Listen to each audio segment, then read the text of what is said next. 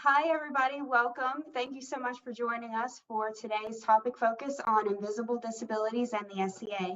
I'm Olivia from Atlantia, and we have a great panel assembled, and they're very brave to come and speak with you today, and I want to thank them so much for joining us. I have a disclaimer for you before we get started. None of us are representing the SCA or the society proper. We're members of the known world that have stepped forward to engage in a roundtable discussion. It is our hope that this forum will aid in further conversations to assist in developing a positive culture with diversity, equity, and inclusion in various local kingdoms, groups, and the society as a whole. The views and opinions expressed by the panel and interview participants are current opinions and do not necessarily reflect official policy or the position of the SCA Incorporated. No one on the panel has been asked to or is assumed to be representing any community at large. They're speaking on their personal experiences and their opinions, and I think that's really important for us to remember.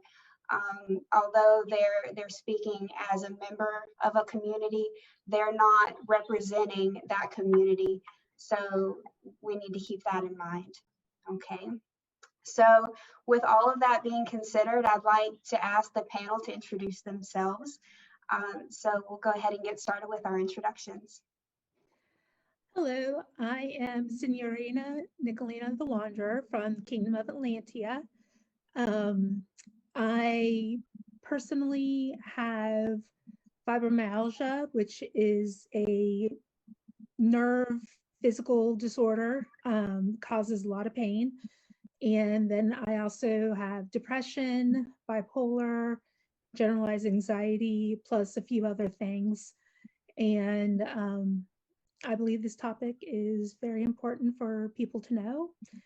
And I really hope this helps out for people who like to know more.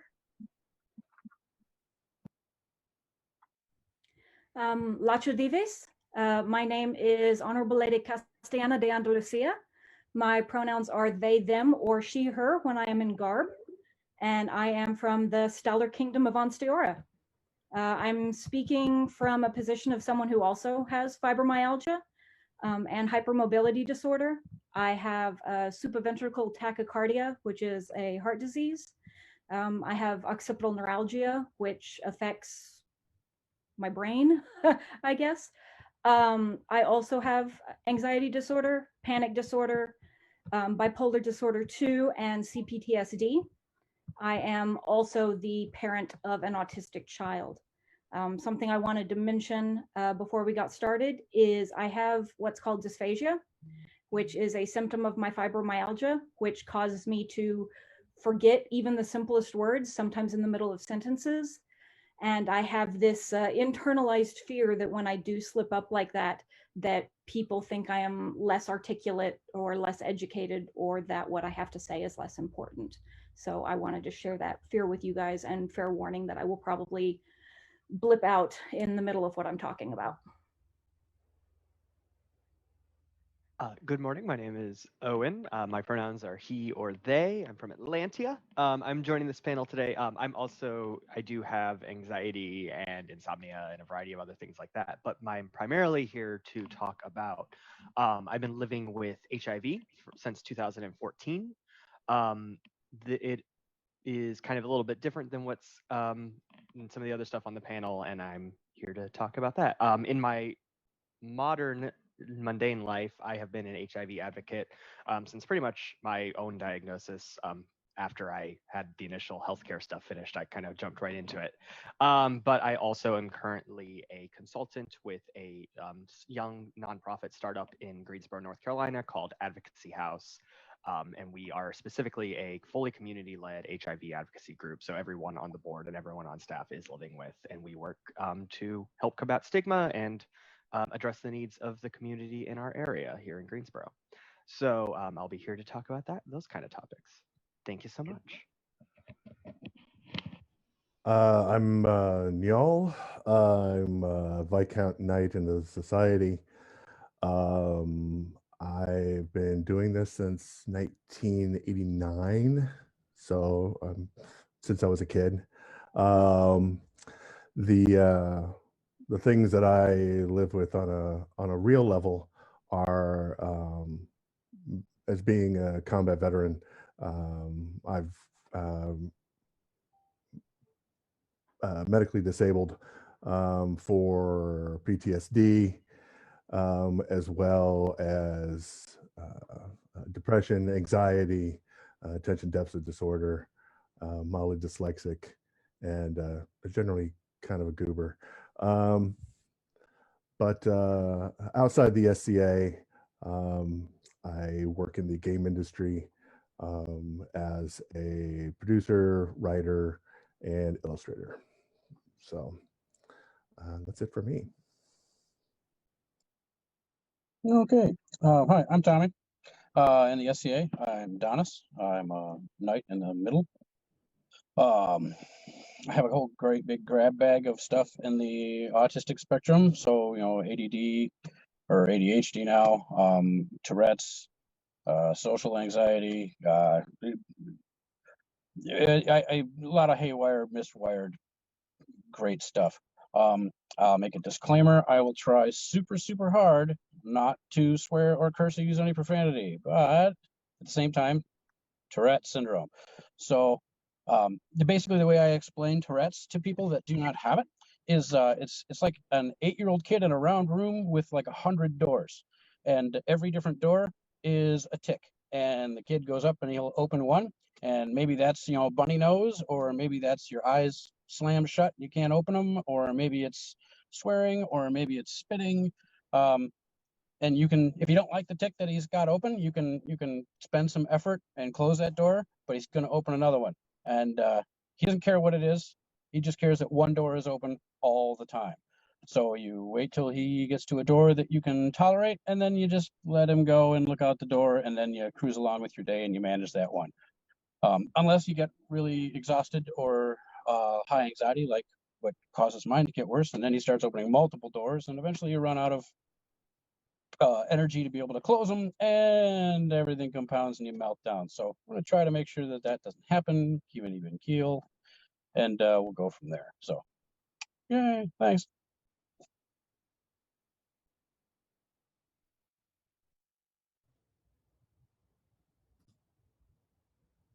Hi, I'm Giada. I am in Glenavon, and I'm also half the year in Ansteorra. I am here today to talk about my experience being neurodivergent. Also, I have fibromyalgia.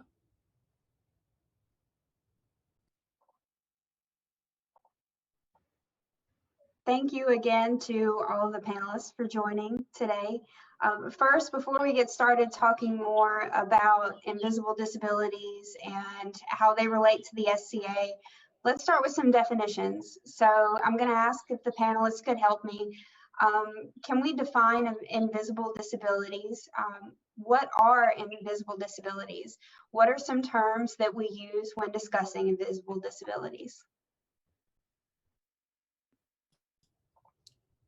So the basic definition that we're using in this panel is invisible illnesses as an umbrella term for any medical condition that isn't visible to others. That would include things like chronic physical, like pain conditions like arthritis, diabetes, fibromyalgia, also mental illnesses and neurodivergence. And I'll let Cody take over a little bit of the definition as well. Yeah, I don't have a ton extra to add, but I think there's an important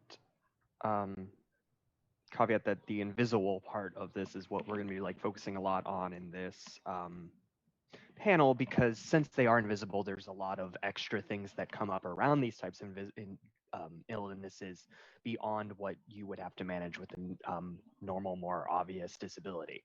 So I think that that's something that I want to just frame for the whole rest of the panel. But otherwise, we can move on to the next question.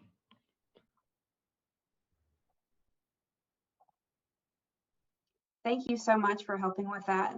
So I've heard people talk about the spoon theory, and I'm wondering if the panel could help explain the spoon theory and what that means. Yeah, I'll definitely touch on this.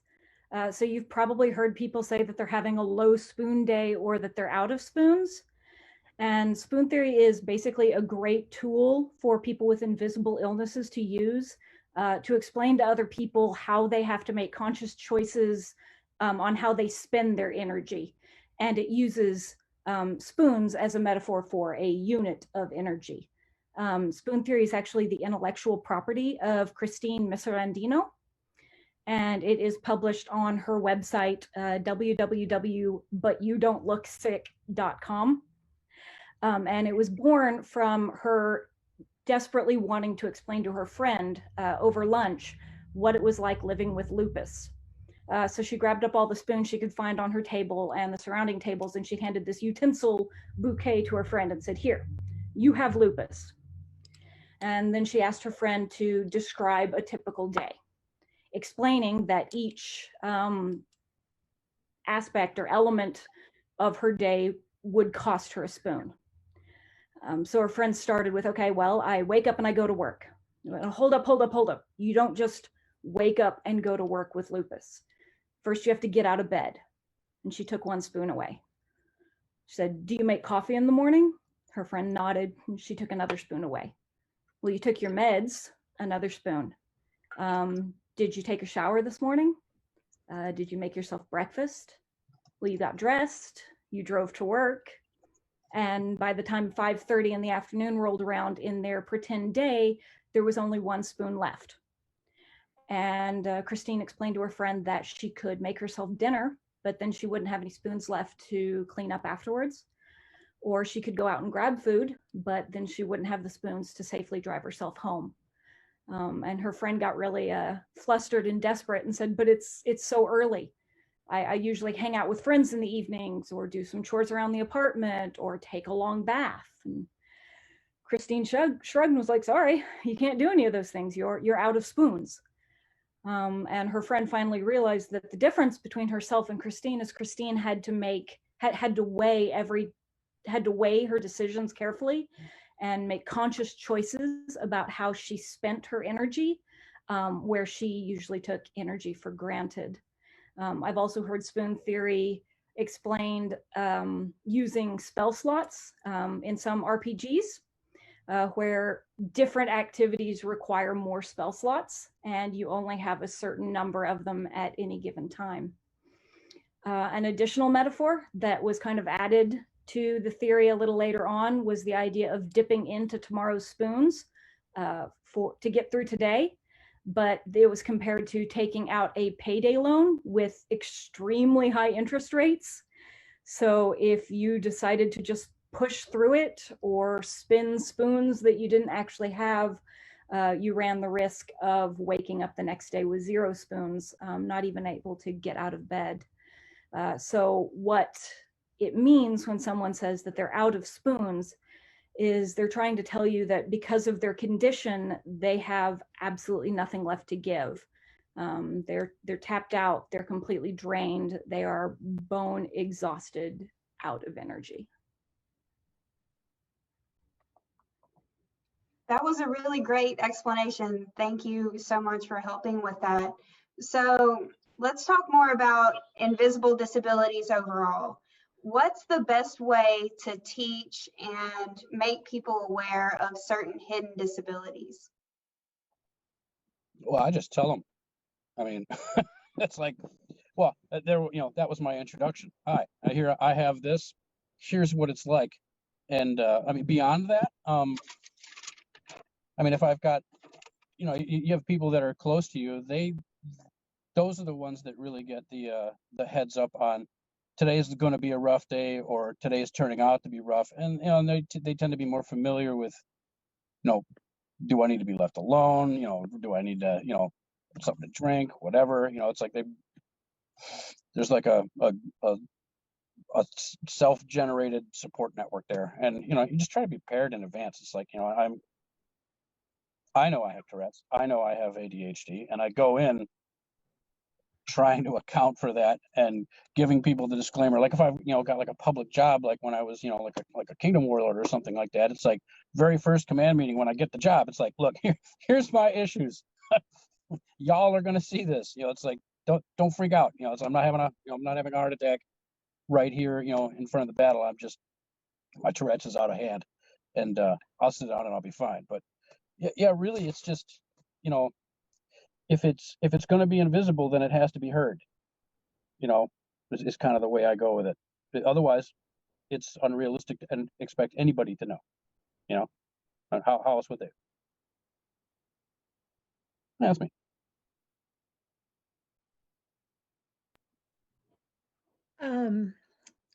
For me, personally, I'm like Donas, and the people around me, I just tell. And there are certain things that I'm very open about because I advocate for it, like my mental illnesses. I will tell anybody. And this includes employers and people who I don't know very well, but need to know, like coworkers and things like that. So that way, if I need a break, they're just not like, oh, well, she's just slacking off. But another way to make people aware is literature. I've given people pamphlets that I used to carry around. I have given people websites to go to, and they've actually gone and looked and read and were amazed at the things that they've learned. I know in Atlantia, when we were actually having university in person, we've done a lot with disability in general, how to handle disabilities at events and things like that. So we've had classes in person at universities because we're trying to be very inclusive, because we do have a very vocal disability community within our kingdom. So those are some things that I personally do and what we are doing as a kingdom.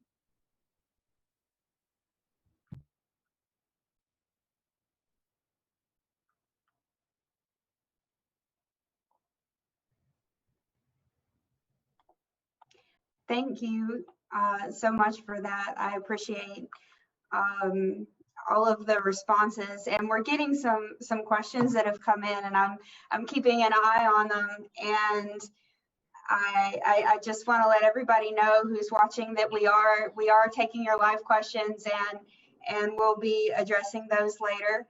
And the questions that we're answering now were submitted in advance, and I want to thank everyone who took the time to send in those questions, because the panel really appreciates it, and I do too.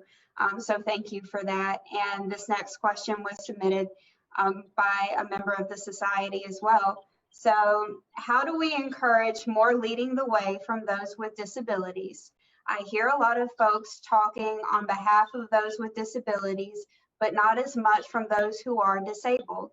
Nothing about us without us. I especially see this about those who are deaf. We have a lot of folks who sign our interpreters or sign heralds who get asked to answer lots of questions, but not so much from those who are deaf, and there are quite a few who play. I could speak to this, at least part of this. I think one of the big fears that we all have is that, and this goes outside of even the invisible disabilities, but we end up hearing from the same people all the time, and there's a fear of talking in a vacuum. And what we really need to hear are the people that are on the ground having the problem. If you are a person that has, you know, Tourette's, or you're a person with lupus, we need to hear your story and what your needs are and how you want them dealt with. But without hearing that, we're literally just kind of going around in circles. So it's the only thing that I can think of to do as far as that is, just try and be an example, give my perspective on my things only, and then hopefully show that it's okay for other people to talk, and so more people will come forward and talk about it.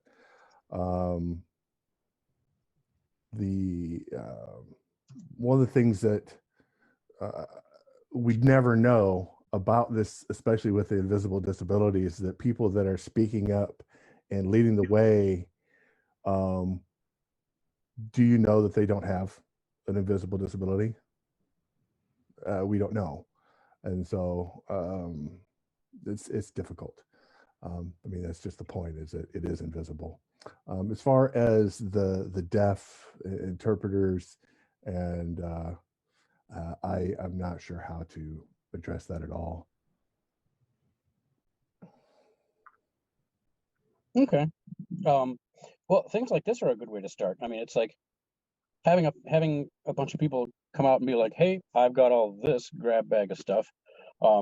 We kind of made ourselves publicly accountable as, you know, as a sympathetic ear to somebody that might not have, you know, might be at an event and having a difficulty, and they look around and don't see anyone that they can go to. Now there's what, 4 or 5 people on this panel, there's 4 or 5 more people that they can go to, and that'll continue to kind of grow. But it also needs to be, it really does have to be people that suffer from some of these things, that are really that are kind of how's the way to describe it, kind of like know your role.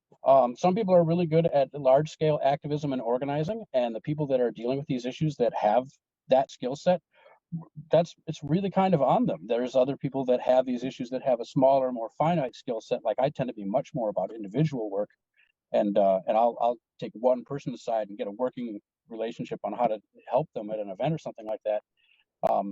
But it's, you know, otherwise, if it's not people that are dealing with these issues, you know, it's like taking a lifelong accountant, blindfolding them, and then expecting them to change the water pump on your car. I mean, it's like he's not familiar with the problem, nor the tools, nor when to use them appropriately.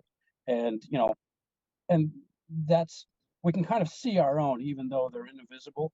I mean, invisible, sure, but I can tell when somebody else with Tourette's is having a Tourette's issue. You know, it's like you can see it because you've looked in the mirror your whole life and seen it, and it's subtle. But yeah, no, stuff like this is a great start. I'm gonna go boop when I'm done, so we can save one person with the awkward silence. Boop. Hi, thanks so much, Donas. So I wanted to expand a little bit on the idea of including people who are living with various disabilities in the decision-making processes of how to successfully, equitably incorporate ideas from those. The HIV community, about 2 decades ago, I don't know, I have to look up dates, came up with this idea of MIPA and GIPA. And MIPA stands for Meaningful Involvement of People Living with AIDS. This was created before the differentiation between AIDS and HIV was widely known. We'll be talking about that later. And GIPA is the greater involvement of people living with AIDS. And it is specifically in reference to this idea that you can't just involve people who are in these communities and but you can't just be like, hey, what do you think? And then not give them any actual decision-making power in the process.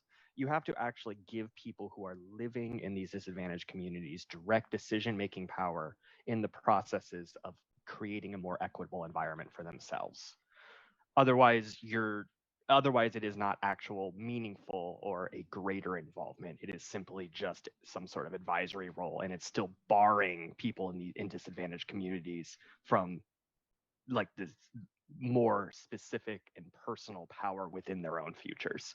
So that's just something I want to bring up. I highly recommend looking up the Ontario Accords and the MIPA and GIPA principles. They're very, very wonderful. Thank you so much. Thank you. So let's answer the next question. How and when do I make an invisible disability known? I feel as though I'm still more likely to have my disability held against me because there's so little known about it. I try and let people know, social media has been a boon in this area. I think one of my advantages is that I'm kind of an older timer, fairly well established in the SCA. And so, and being a knight and all that, I can say, hey, look, I have all these issues too, and I'm still here. It's not something that is impossible. It's something that is attainable. Talk to me, and it's okay to talk about this. I work with people individually for the most part, but I get to mostly walk around being a living example of this is what depression looks like. This is what anxiety looks like. This is what PTSD. First Penzic, cannon shot. Didn't know that there was a cannon. Who knew? Next thing you know, boom, and I dive under a table and I look up and everybody's looking at me like, what the heck's going on? And then I just break down. This is what it looks like, and it changes. And yeah, it's a real thing. And I can put on the mask and do all that, but you can be guaranteed that as soon as I'm done wearing this mask, I'm going to go cry in my tent, or I'm going to go hyperventilate before coming out here. But I put on a smile and I do my thing, and hey, everything's great. It's not great. And it drains me where I can do nothing else. And that's what this is like. And every disability has got its own set of things, where things they can do, things they can't do. And PTSD, depression, anxiety, there's no corner on the market. They all have things, whether it's Tourette's. I gonna keep pinging that because Tommy is right there in front of my eye, or lupus, or whatever. So you have to be kind of mindful of what a person's going through in a day, because I know you might be having a bad day, but your bad day may be in messing with their bad day, and that's when the rubber hits the road and sparks happen. So that's it for me. Boop. All right. Like I said previously, I'm very open about what's wrong with me. But when I was first diagnosed, like with my bipolar and with my fibromyalgia, I was really nervous because there's a lot of stigma with both, especially with fibromyalgia, because there isn't a lot of knowledge about what it is, what the symptoms are, or anything like that. People view it as a trash diagnosis. Well, we've done all these tests, so we don't know what you have, so you have fibromyalgia. And it's different for everyone. And like, I had a hard time even telling my parents, because they were like, yeah, right, whatever. And it's, for a while, I got labeled as lazy because I was incredibly active as a retainer and as a court herald, and I couldn't do those things anymore. So stuff like that led me to being very open and just kind of upfront with what I have, and just in your face about it, because I don't want people to give me that label. So having your disability held against you, yeah, it sucks, but be proactive and know your stuff about your disability so you can educate others when they try to hold it against you. That's just my opinion. and what I have found has worked for me.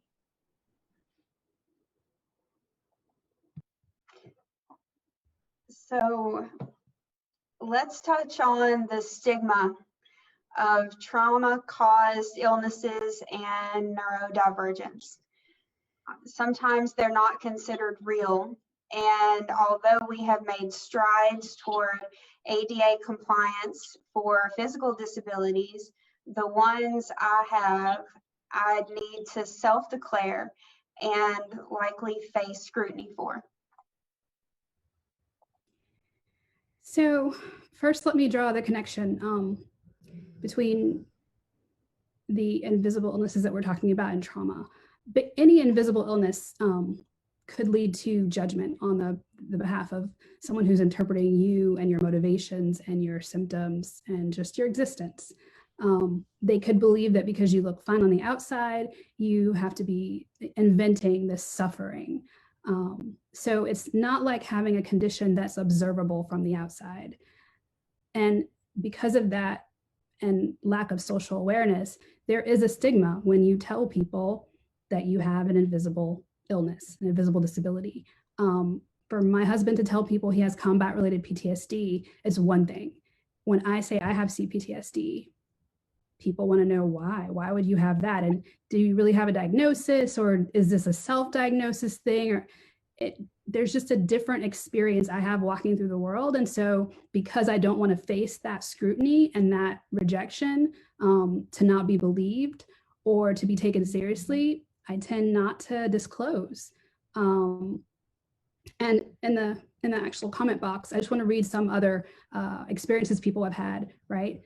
Other people with neurodivergent issues based on trauma, like PTSD, have experienced skepticism, being accused of being lazy or moody, being in need of cheering up, or just calming down, or other things that are dismissive of the seriousness of a medical condition. If I had diabetes and needed insulin, no one would say, oh, well, are you making this up? They would make room for me to need my medical assistance for my medical condition.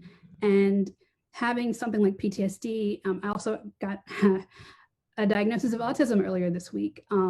So I already knew I was neurodivergent, but that particular label, it's a lot to unpack for some people. So when I need accommodations for those things, if I need extra time at an event, or say, for instance, in this panel, if I get flustered and I need to start over, is someone going to allow me that time? But if my blood sugar was high, they would be like, yeah, get your insulin, we'll take a break, go do your thing. It's just, when you have experience being treated differently in a negative way, you tend not to want to put yourself in that position. So days, weeks, months go really well for me, but then sometimes it's very difficult. And also people don't tend to understand why, and they'll use some of those dismissive statements again. Do you just need to go for a walk, get outside? That'll cheer you up, that'll fix things. Or, take vitamin D, or, you wouldn't tell someone with tachycardia to take vitamin D for their medical condition. You would let them and their doctor figure out what their treatment plan was.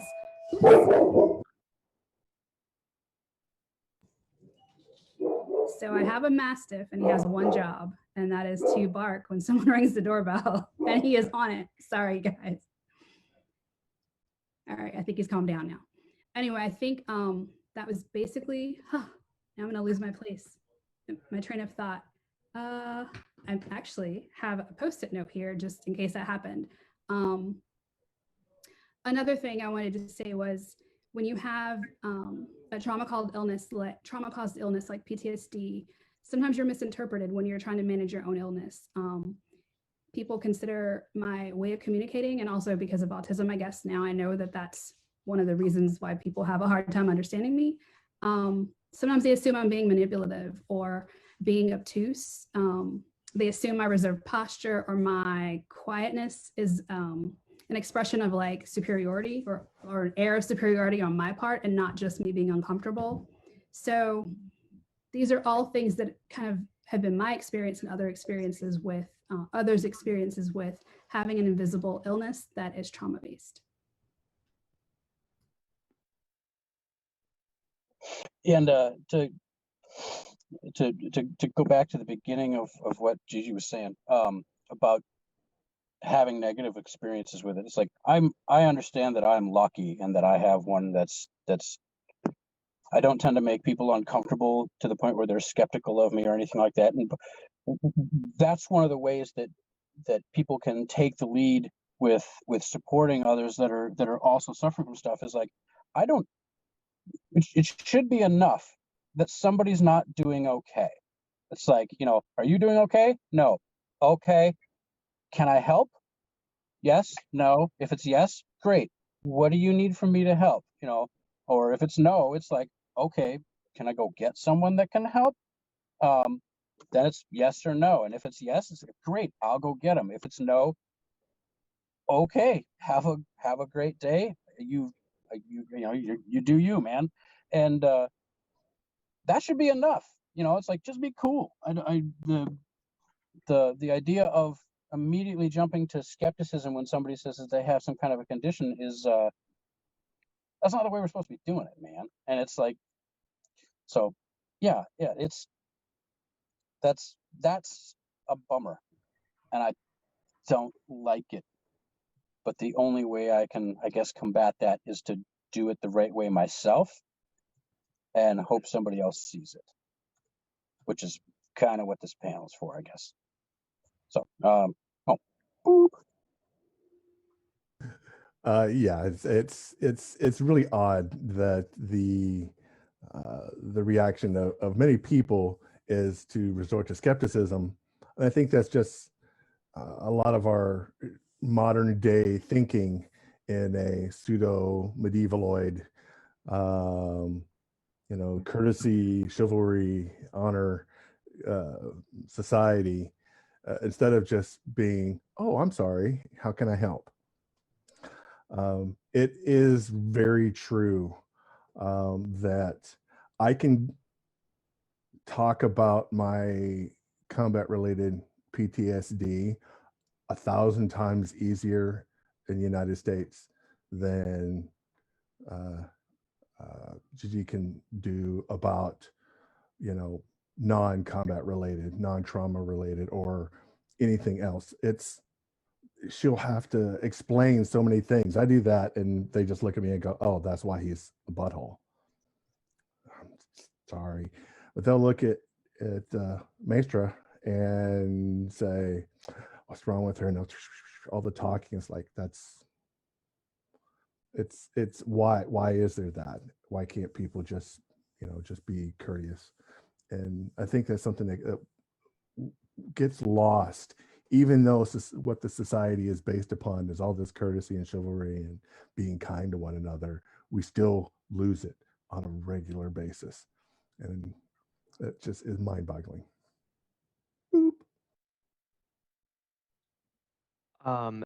So I wanted to address specifically the part of this question that says, the ones I have, I need to self-declare and likely face scrutiny for, because I wanted to address the idea of having to self-declare that you're living with a disability as a way to get respect for it. We've kind of already been touching on this, but that I feel, especially with the kind of chronic illness I'm living with, when there is so much stigma wrapped up in all of these situations and all of these various illnesses and disabilities that everyone's living with, it becomes, for a lot of us, it can be very uncomfortable to disclose. I mean, I'm disclosing on a pretty big platform the fact that I have a chronic STI. That is kind of very stigmatizing, especially in the greater context of American life. There's a huge portion of this country that doesn't even want me to be gay, let alone having HIV.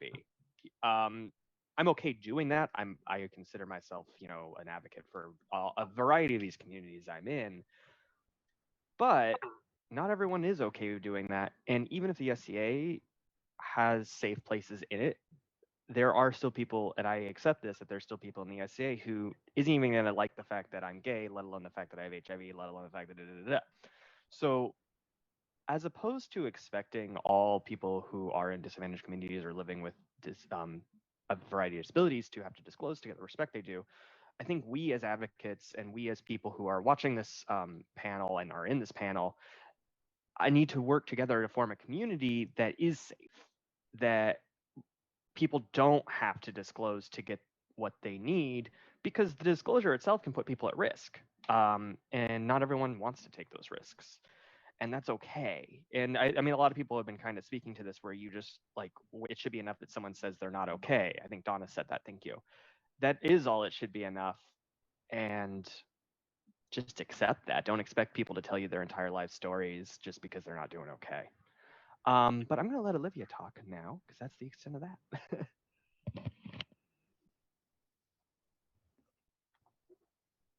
Thank you, Owyn. So I think at this point we can really recognize that there is a lot of stigma around invisible illnesses and chronic illnesses and hidden disabilities. And with that, it can be really difficult to talk about them. And for people who aren't experiencing them, it can be challenging to know how to go about discussing them with the people who are suffering from them or live with them on a daily basis. We don't know about how to approach those challenging conversations. And I asked Owyn if they would be willing to share more about their lived experience and talk more about HIV and more about that topic with us. And he was very kind enough to agree to do so. And so with that, I'm going to turn things over to Owyn. Hi. So there's a few questions that are here that I'm going to directly be addressing, and I'm going to start with this question that says, what are some things you would like people watching to know about your invisible disability, and that being HIV? And I'm going to use this kind of as a time to take some time to address the general misconceptions about HIV that most people still have. And I kind of want to start in a really basic place of the difference between HIV and AIDS. A lot of this is actually not common knowledge. HIV is the disease. AIDS is a symptom of HIV that is known as, it is what happens when HIV has gotten to the point where it has destroyed your immune system, where you are no longer effective at fighting off illnesses. And it is a very important distinction because I am not living with AIDS, I am living with HIV. To say to me you have AIDS is to say to me that you are on the verge of death. And that's obviously a very uncomfortable thing for someone to say to you. So the difference between these two things is very important. And I think the fact that that's not actually entirely common knowledge at this point is kind of a huge greater symptom of the stigma that is around this illness. With that being said, I'm going to go much more into stigma soon, but I want to talk a little bit more about just the basics of HIV. I've been living with HIV since 2014. If I was born in the 80s, I would be dead by now. And that is something that I kind of live with and I'm very grateful with about that I'm still alive every single day. And that's because I take one of these every single day. And it's a single pill every single day that they are called antiretrovirals, and they prevent the virus from replicating within my system. This keeps the virus at what is called undetectable status, which means that it is less than, depending on this test they use, anywhere between 20 to 60 parts per million within your bloodstream. There is so little of the blood in my bloodstream that it cannot effectively cause any harm to me. And honestly, almost more importantly, that having an undetectable status, meaning there is an undetectable amount of the virus within my bloodstream, also based on decades of research means I cannot transmit the virus to another person pretty much no matter what I do. There is a long-going study that is tracking tens of thousands of serodiscordant couples, and serodiscordant means one person is living with HIV and one is not. And there has not been a single case of transmission between an undetectable partner to their serodiscordant partner. It is completely impossible for me to transmit HIV to another person. And that is one of the most important pieces of science. Undetectable is the cornerstone, according to Dr. Fauci, who we all know, of undetectable status is the cornerstone of preventing HIV infections and keeping people living with HIV healthy. With that being said, that doesn't necessarily just stop the stigma. There has been a massive amount of fear mongering around this disease that stems from the 80s and stems from homophobia and stems from fear of people who use drugs, that stems from racism, because people who live with HIV disproportionately fall into each of these groups that I just mentioned. And I'm a white guy.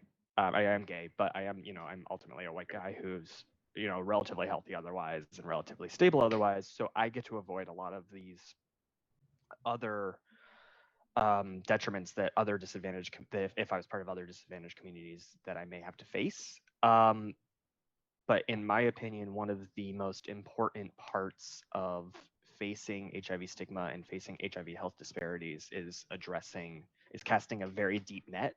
A deep net pulls up everyone above it in addressing the inequities that face a variety of people with it across disadvantaged communities. It's just inherently part of HIV health. Now, as a society, what does that mean? So I'm going to go into how can we as a society best support individuals with HIV? That's one of my 3 questions. How can we as a society best support people who are living with HIV is we can best support people across all equities. We can address the problems that the Black community faces and what Black individuals in the SCA may face. We can address the problems of what gay people face in the SCA and what people at different economic social statuses may face in the SCA, and be a community for everyone. Because if we're a community for everyone, it's going to naturally follow. Now, health-wise, it's a little bit of a different thing. I am healthy. I don't have chronic pain. I have, a little bit of trauma associated with my diagnosis, which is what caused my anxiety. I had a thing called adjustment disorder, which is kind of like non-chronic PTSD. I don't know. That's how I understand it. I'm not a psychologist. And these are all things that I have worked to manage in my own way. I have to, if I'm at a camp event, I have to go back to my tent at 10 o'clock at night and throw a pill in my mouth. That's kind of the extent of like the actual physical reality of living with HIV at an SCA event. But it is the stigma. If I tell someone I'm living with HIV because I'm just sitting around a campfire drinking and just having a good time, there's a fear in their eyes. They think I can hurt them. They are afraid I'm going to die. They're, like whether it's a fear of me or a fear for me, there is still a fear. And that fear doesn't have to exist. We can address, and also, sorry, I lost my train of thought. There is also, as I said earlier, it is a chronic illness that is based within sexual health. And so there's a lot of assumptions that come with that. There's the assumptions around condom use. There's the assumptions around slut shaming. There's the assumptions around any of these various issues that can lead to someone contracting HIV. And I think those assumptions are also very harmful, and working to accept that someone can have a chronic STI while having only made one mistake or not making a mistake at all is another big part of unraveling the stigma that's around this type of illness. So those are some of the ways that I think, even a little, that might have been a kind of disjointed answer, but those are some of the ways I think that the society can start addressing not just HIV, but all of the issues that kind of created this environment where HIV can spread so prolifically within the greater world. It's the small way that the that the known world can address that. And I'm going to move into my last question on this topic, which is, what are some things you would like people watching to know about your invisible disability? I'm fine. I'm healthy. I can have a normal sex life. I can have a normal relationship. I'm not a harm to you. And yeah, I'm not a harm to you, and I'm not, it has not, I am still me. I'm still the same Owyn that you knew 3 years ago, that you knew 4 years ago, before you knew I had this chronic illness. That's kind of, there's a entire movement within the HIV community that's I'm still me. And I think that that's ultimately what it comes down to. And I'm going to give up the rest of my time because that's all I have to say right now, unless there's any questions.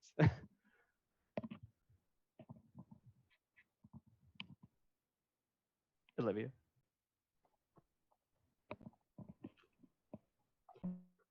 Thank you so much for taking the time to speak about that, and I applaud your bravery for coming and speaking on the panel about a topic with so much stigma around it.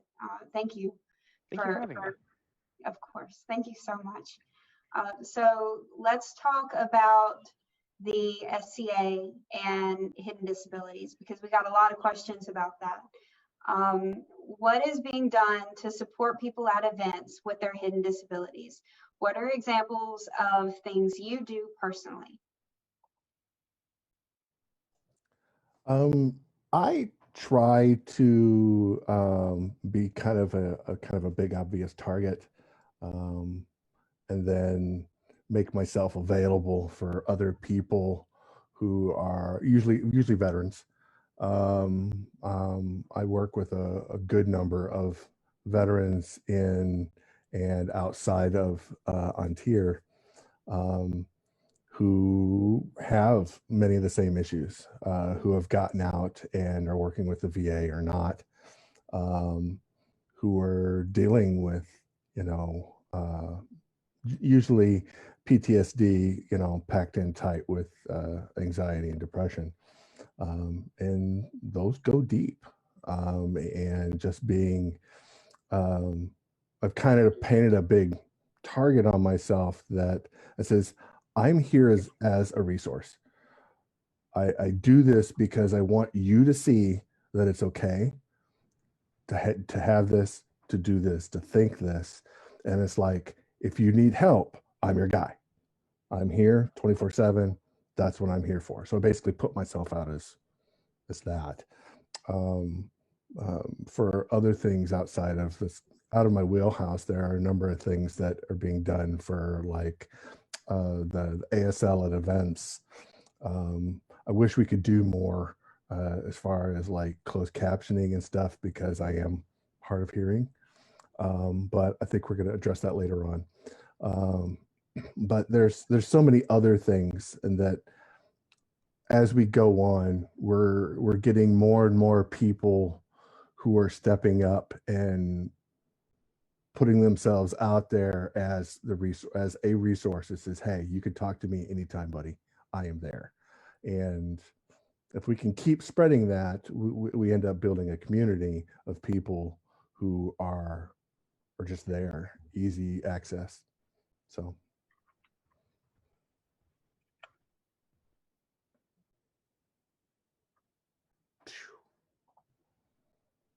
You're muted. Oh, there we go. Sweet. I couldn't unmute myself for a sec. Yeah, I tend to look for distress, I guess is the way you could put it. If I see somebody that's some kind of a, and I don't really care what it is. I mean, I just look for, if I notice somebody that's having distress, like Owyn said, it's like you cast a deep net. I don't care what the cause is. Somebody's in distress, I'll ask, and it's, fortunately for me, all of my neurological stuff is fairly easy to deal with, and that's a pretty empowering thing. But on the other hand, it's like I'm in my 40s. I'm a white male. I'm cisgendered. I'm hetero. While I've had tons and tons of problems in my life, my skin color has never been the source of them. My fibromyalgia has never been the source of any of my problems. Being a female has never been the source of any of my problems. Anything that could be considered some kind of a disadvantage that I don't have, since it's not the source of my problem, cast a deep net and extend the accessibility that I have to like seamlessly and without judgment be able to lend assistance to people that don't have that. If somebody has a struggle that I don't have, then I lend the accessibility of me being willing to help to somebody that doesn't have that luxury of not having that disadvantage straight out of the gates through, sometimes through nothing just more than birth. And specifically some of the things, stuff that I've done, like on because I tend to work on a really finite level, one-to-one on stuff, because I'm just not designed organizationally for being able to, like run a tent and have it be anything but a catastrophe. Like at a fight practice, when I'm sparring with somebody and they start having, hyperventilating or having some kind of a, issue, I'll stop and be like, hey man, what's going on? Is this asthma? Is this anxiety? Is this stress? Is there something I can do to help?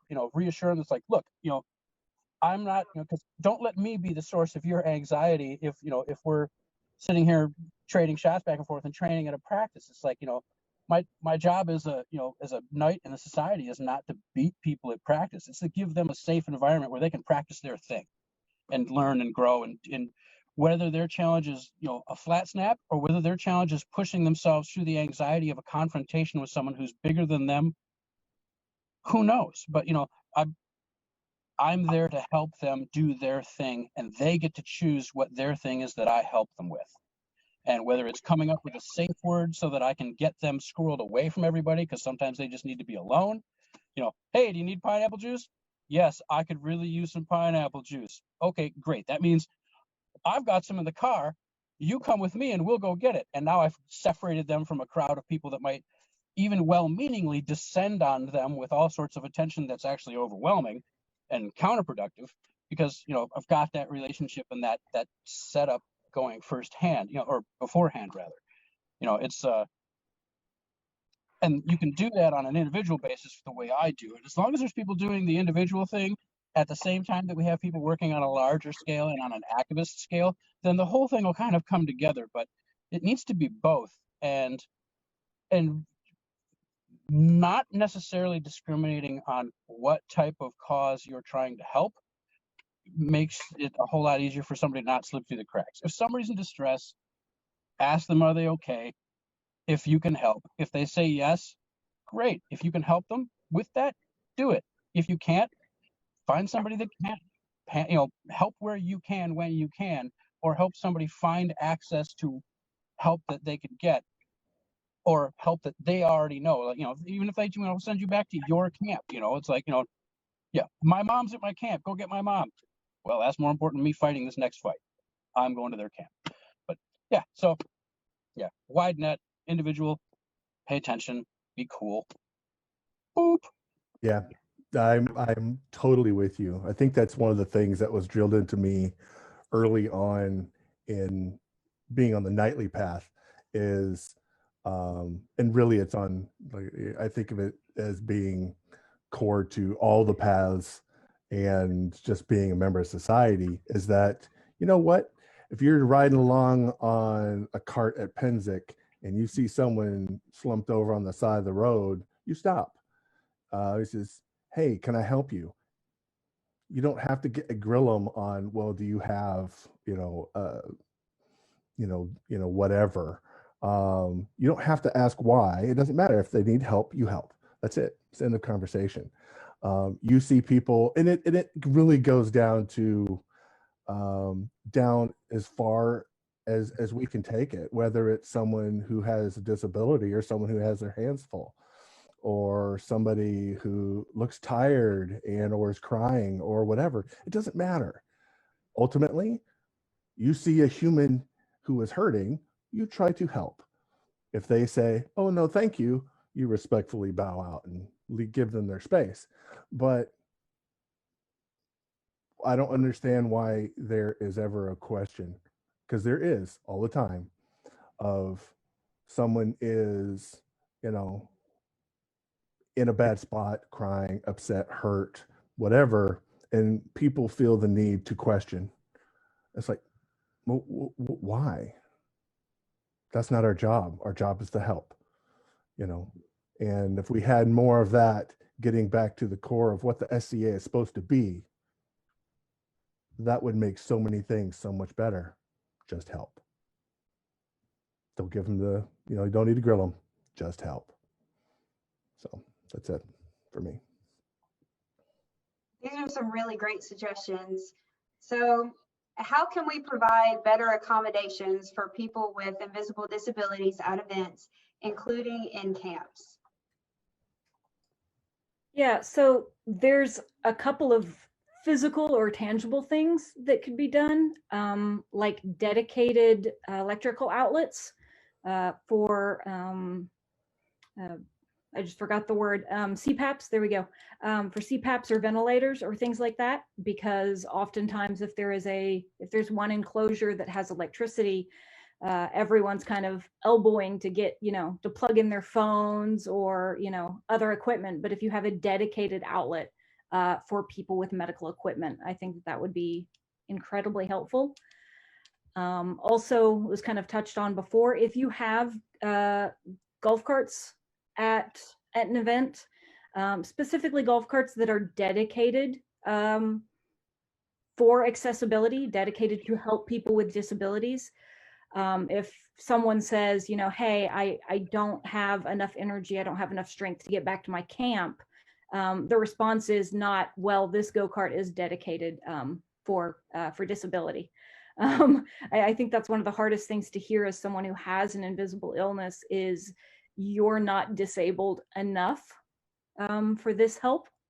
And so I think that's something that we really need to keep in mind.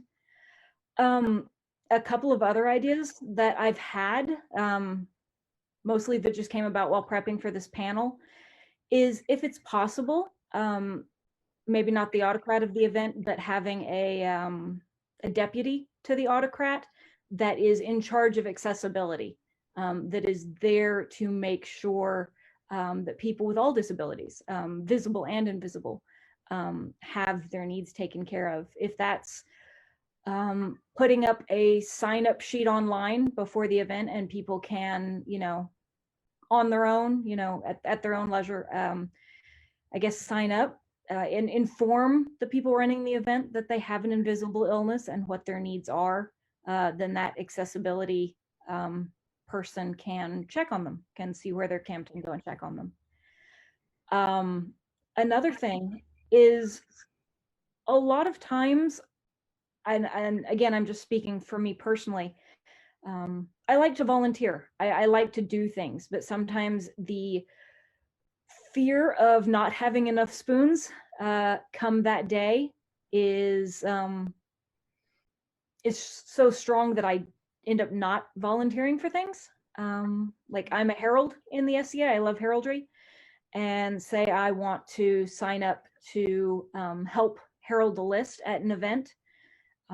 That fear that I may not be able to come that day prevents me from volunteering at all. So if you know someone with an invisible illness, specifically people with chronic pain or fatigue, ask them, is there something that you would like to be doing at events that you're not doing because you fear that your invisible illness will get in the way come the time of? And if you have the time, if you have the availability, offer to be someone's understudy, theater term. If I have to bow out at the last minute and you're available, offer to step in and help herald where I was going to. I think that would be really beneficial as far as that fear goes, helping out people with invisible illnesses. I know I rambled a bit. I hope that made sense. Sorry. Kind of going off of what she said with the golf carts, even if your event's small and you only have one golf cart that's dedicated to the autocrats and or royals, be kind enough to those with invisible disabilities or just disabilities in general. And if they ask, or if you see them, offer them a ride. Just because that cart's dedicated to the autocrat and or royals doesn't mean that you can't help someone out who needs it. Some accommodations that I know personally that I have wished for at events has been either a tent that's dedicated, like a quiet area, with, if it's cold out, that has a heater in it, because my fibro is very sensitive to weather changes. So even though I am bundled up to the max, I get laughed at because I get so bundled up. My skin hurts. And I may be at an event where there's no place indoors where I can go to warm up. And my car is way across the field. So a tent with a little propane heater where I can go sit for 10 minutes and warm up would be beautiful. And on the flip side, during the summer, because North Carolina in the summer is brutal, you can make an air conditioner with ice, a styrofoam cooler, and a battery powered camp fan. Someplace I can go 10 minutes to cool off and walk right back out and go back to doing what I was doing. Stuff like that is needed, even for fighters, especially during the summer, need a cool spot because they will push themselves to heat exhaustion and heat sickness. So, things like that don't benefit just those with disabilities. It benefits everybody. So yeah, that's all I've got. Cool. I have like 2 cents. Unofficial Assistance Guild. Known world unofficial assistance guild. Somebody that knows how to work a Facebook page, that's because that's not me, that can organize or even moderate.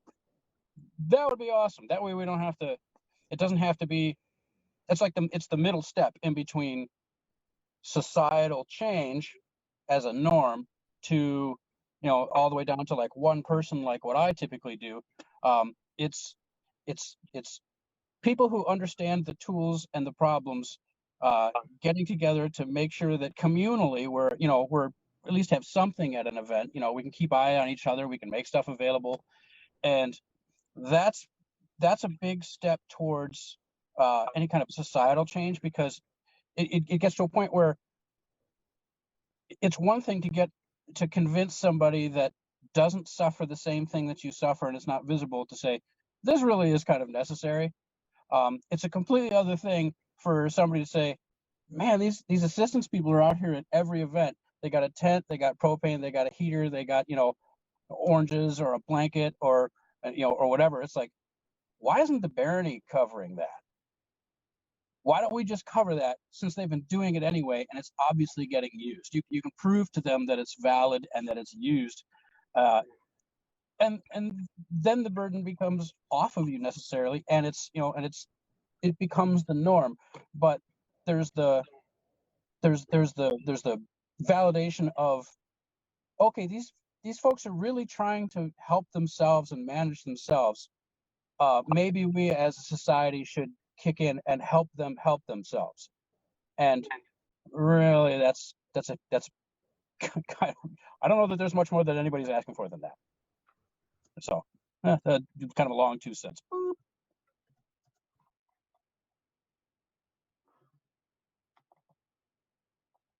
Oh no, I missed the boop alert. I'm so sorry.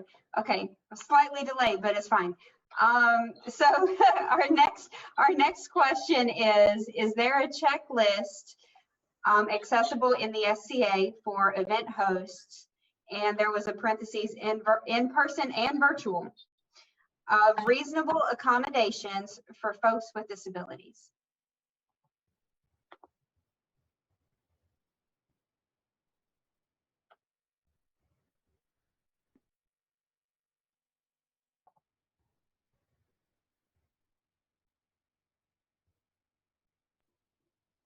Sorry, I'm I gonna didn't say realize. no. I didn't realize that we were skipping a question. I apologize. So this is the closed captioning one, Olivia? This is about whether or not there's a checklist in the SCA. Is there a checklist? Okay, I see. I'm sorry. I was totally out of sorts. I apologize. It's okay. Would you like me to repeat the question? Would that help? No, I've got it. Okay. There, as far as I know, no, there's not a checklist. Most events that I have been to, which have been in Atlantia, because that's where I've been for 20 years, people who have accommodations at events, autocrats who do accommodations, either usually have a deputy who has a disability, so they kind of have knowledge of what's needed, or they ask and they kind of generalize what is needed. And like I mentioned previously, I think in my introduction, Atlantia works very hard on accommodations for people. It's been a very big thing. But I would love to see the DEI office come up with a general checklist for autocrats for reasonable accommodations. And I think it would be very beneficial. And if the person who submitted that question is listening, I would definitely, talk to their DEI person at Kingdom and see what they can do to help. From what I understand, some kingdoms have accessibility officers. Other kingdoms, like Ansteorra, have compiled such a list. The year before last, for Sport of Kings, Ansteorra had an accessibility staff person who made a list of reasonable accommodations for that site, and actually posted it online after the event and talked about how successful implementing the practices that were listed were for the event, and wanted to share it for other event stewards. Of course, not all accommodations will be reasonable for every site, but starting a list like that for your kingdom, if there's not already one, you don't have to wait for an accessibility officer to be appointed. You don't have to wait for anyone else to do it. If you have ideas, write them down and offer to share them with your kingdom seneschal so that they can disseminate them to event stewards. If you do Google Ansteorra Sport of Kings, accessibility, disability, that list probably will come up for you. And I know that the corporate DEI officer had a class, best practices for like ADA, and there is a list in the works for that class. I'm not sure if it's posted as well, but if you go to the SCA.org site, to the DEI page, all the classes that have handouts, the PDFs are available there. And I think that handout is available there. But again, if your kingdom doesn't have one, start one.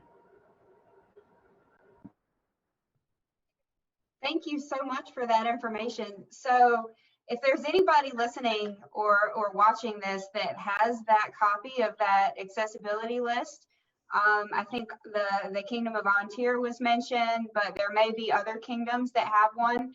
Please feel free to message me. I'm Olivia Trevisana on Facebook. Message me that and we can share it after the panel, because we're going to be sending out a list of resources from our panelists and from the DEI office.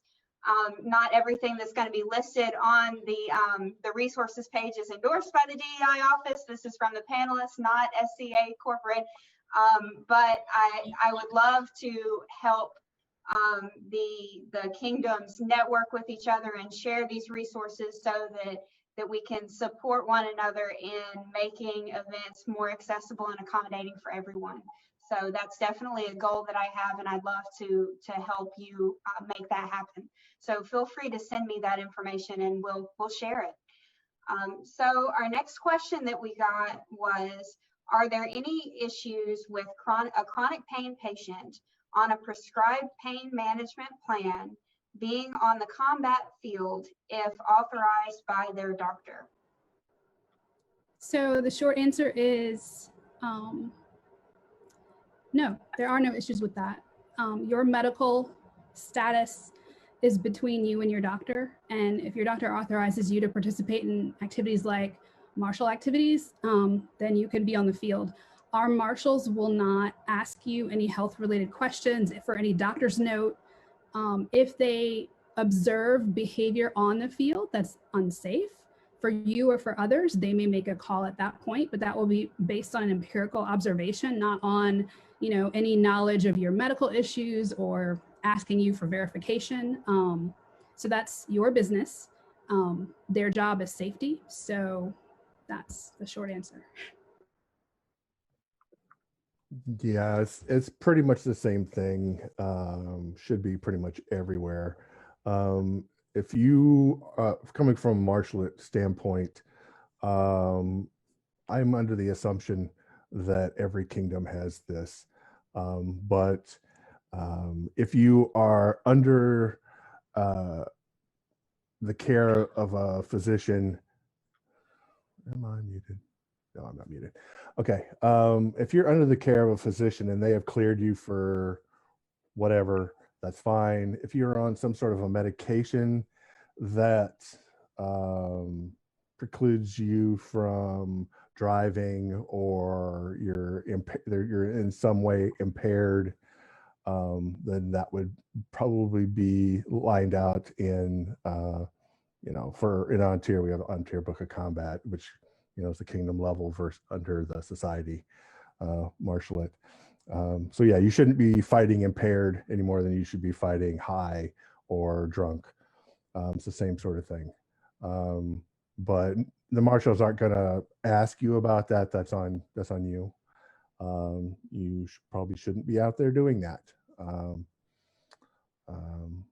But yeah, we're all signing waivers stating that we know the rules, which is according to, you know, what you've got your fighter card and all that, which says that you're not going to do that. So that's pretty much it. Basically, you want to just follow the instructions of a professional, your physician, your doctor, and a society is not going to be telling you how to handle your chronic pain. Thank you. So closed captioning has been becoming a thing in our SCA world thanks to being virtual. How do we continue this accessibility once we go back to in-person events? Signing is great, but fluency in our sign heralds are spotty, and we have many with hearing issues who do not sign.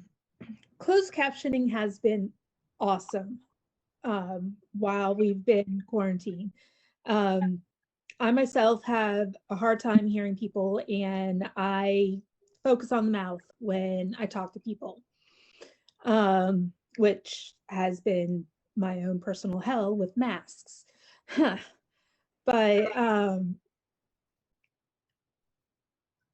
having a designated section up front for those who are hard of hearing, I think would be the best way to go, because having equipment, either microphones and speakers, or even like televisions that close caption as people speak, or anything like that, is expensive. And I know it's been a battle in my kingdom about the microphones and speakers, because a lot of people don't want to ruin their dream.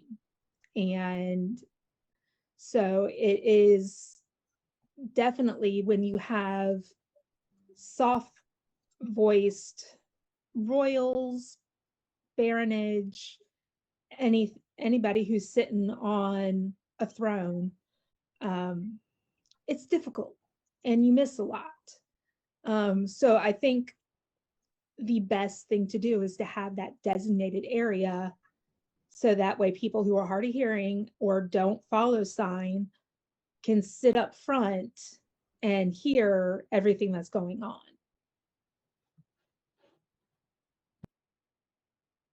Thank you, Niccolina.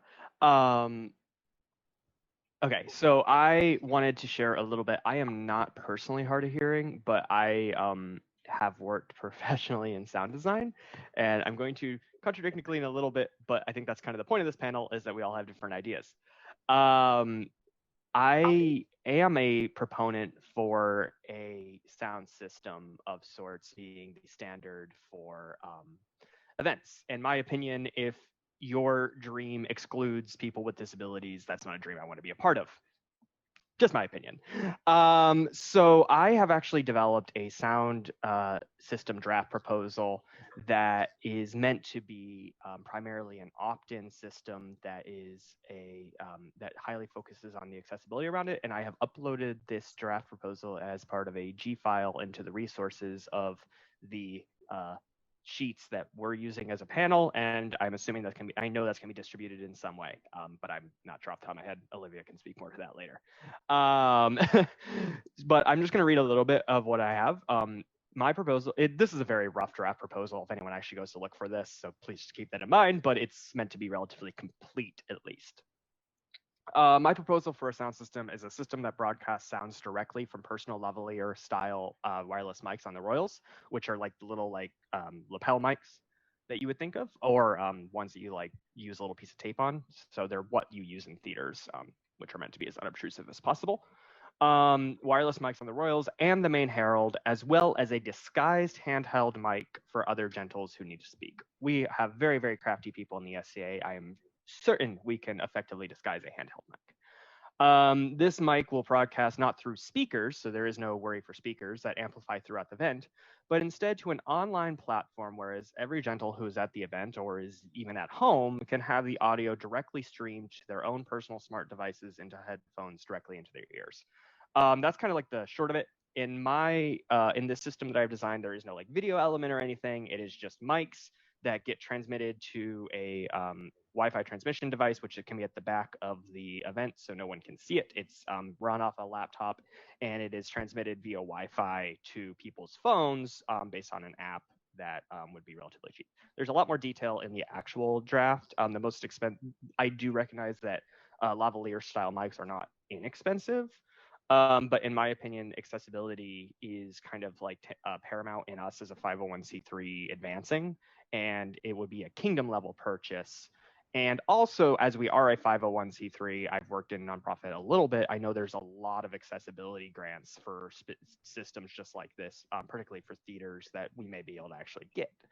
So with that being said, this is just another idea that I've had that people have supported, people in the hearing,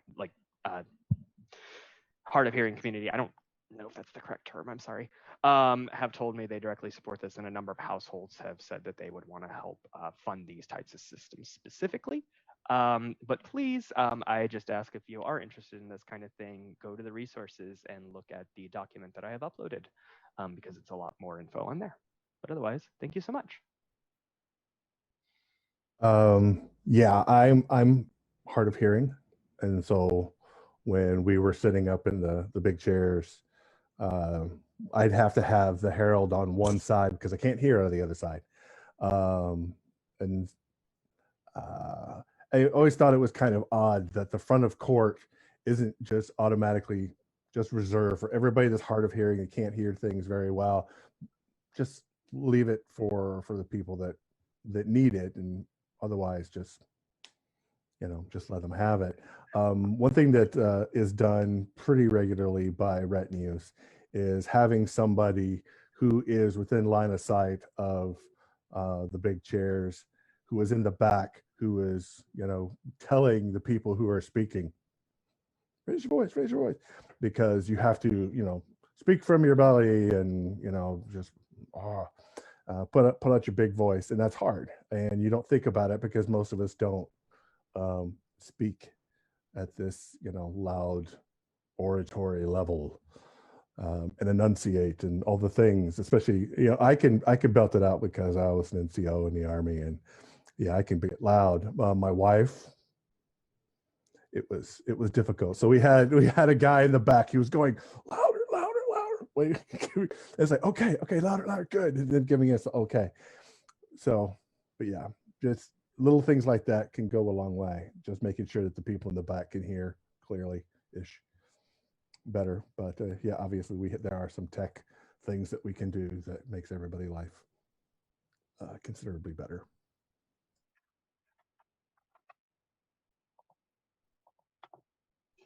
Thank you for that. So let's talk about feast. How can we adapt feasts to accommodate dietary restrictions due to medical issues? And the submitter said, I've talked to feastocrats about this. The response I seem to get is that deviating from period recipes to address dietary concerns makes a recipe non-period and therefore not worth presenting during a feast.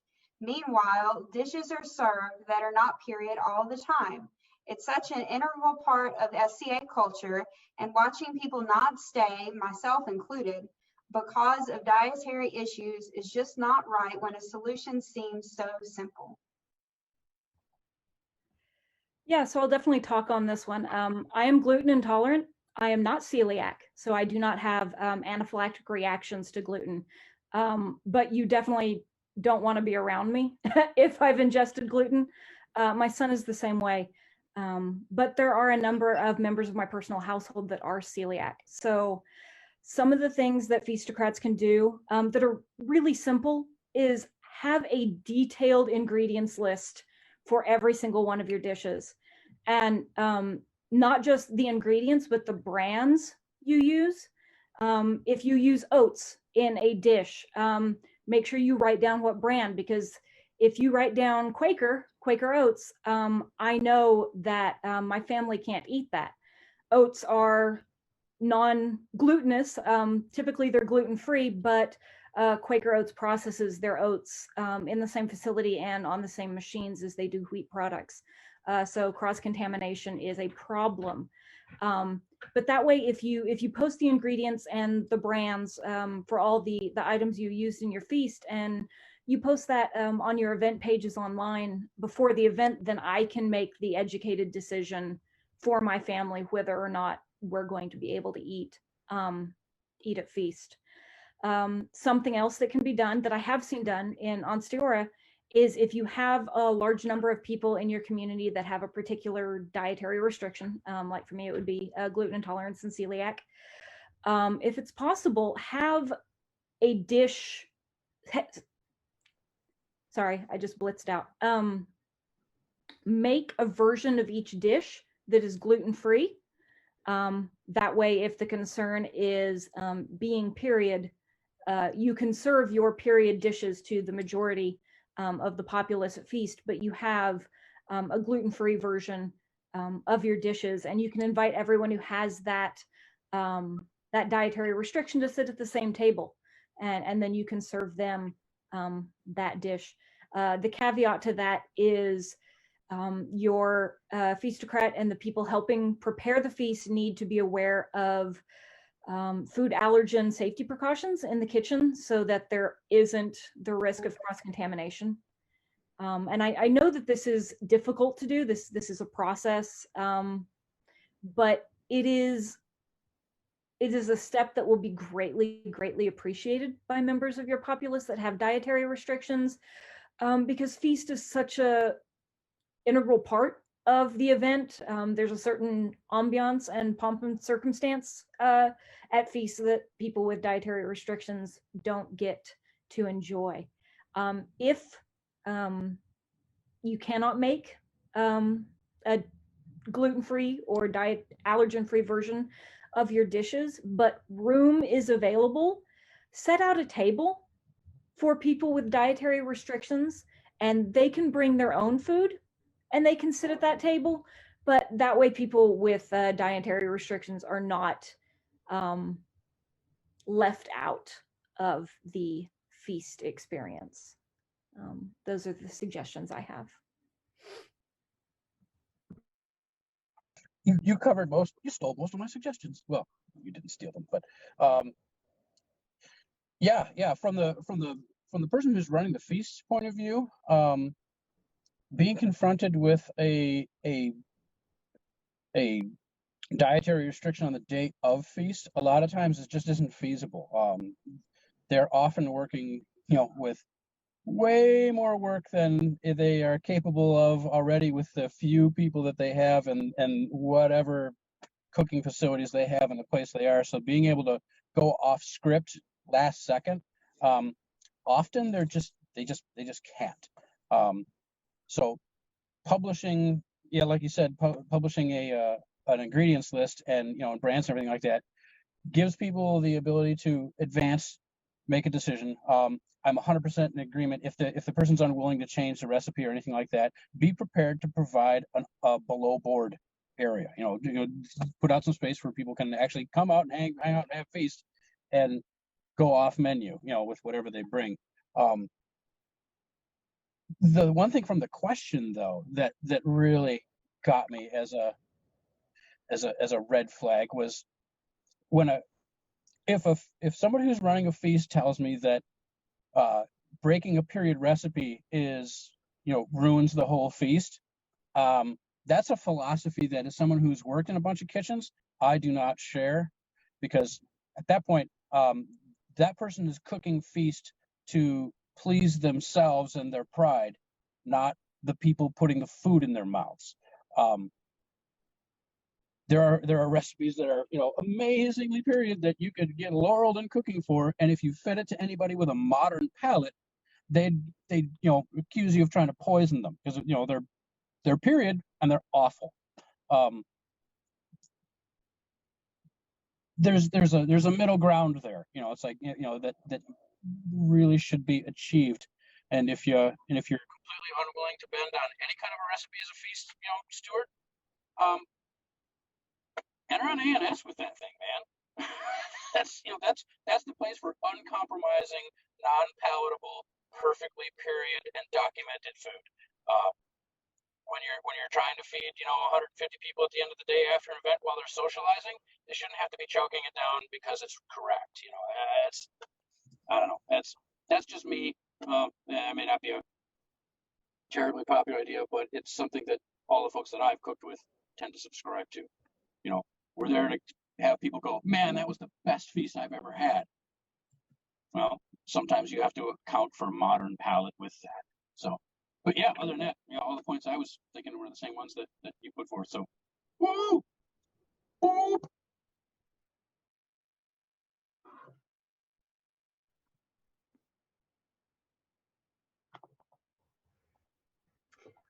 Thank you. So let's talk about awards and competitions.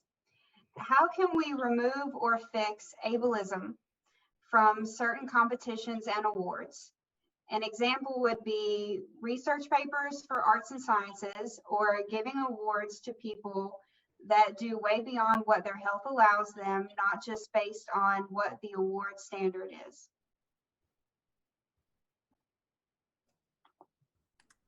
Oh boy. This one's really hard. Competitions and awards are, if the award is for doing a thing, then it is,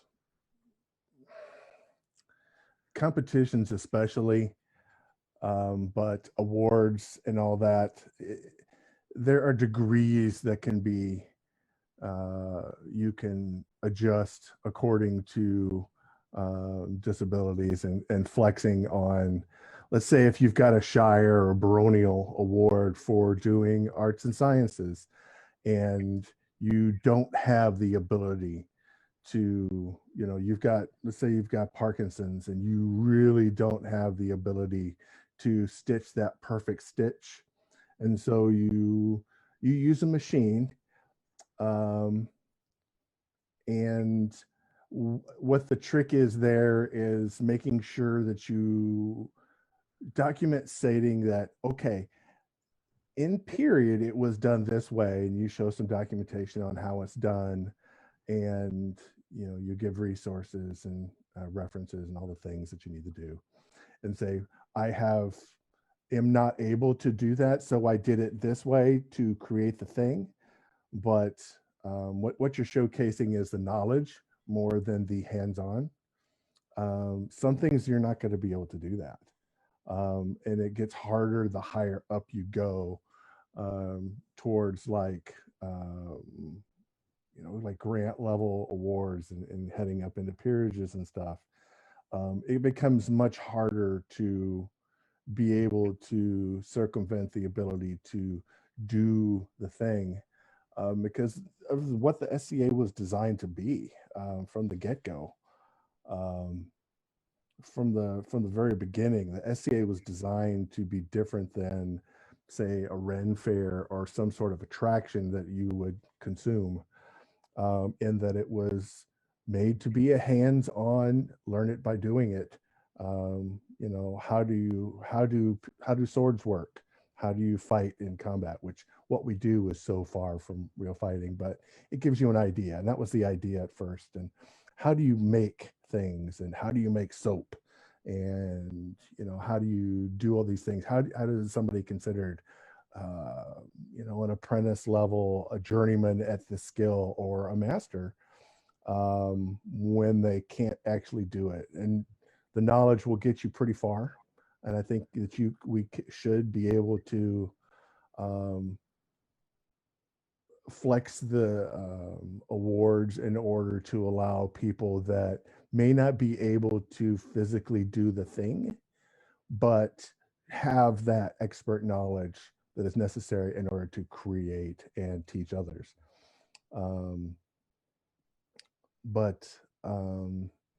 In many ways, the society is,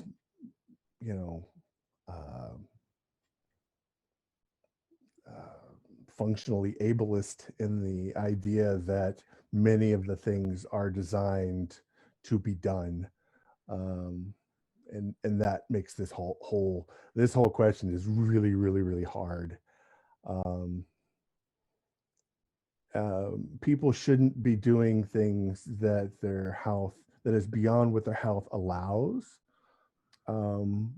Being able to push past their comfort, I could get, but pushing past their physical ability is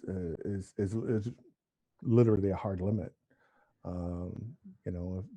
Like the previous example of Parkinson's, it's just not possible. That person is not going to be able to do the scribal work and do the lines in order to put out a charter for somebody's elevation. It's just not reality. So I don't know if there's a right answer for this. So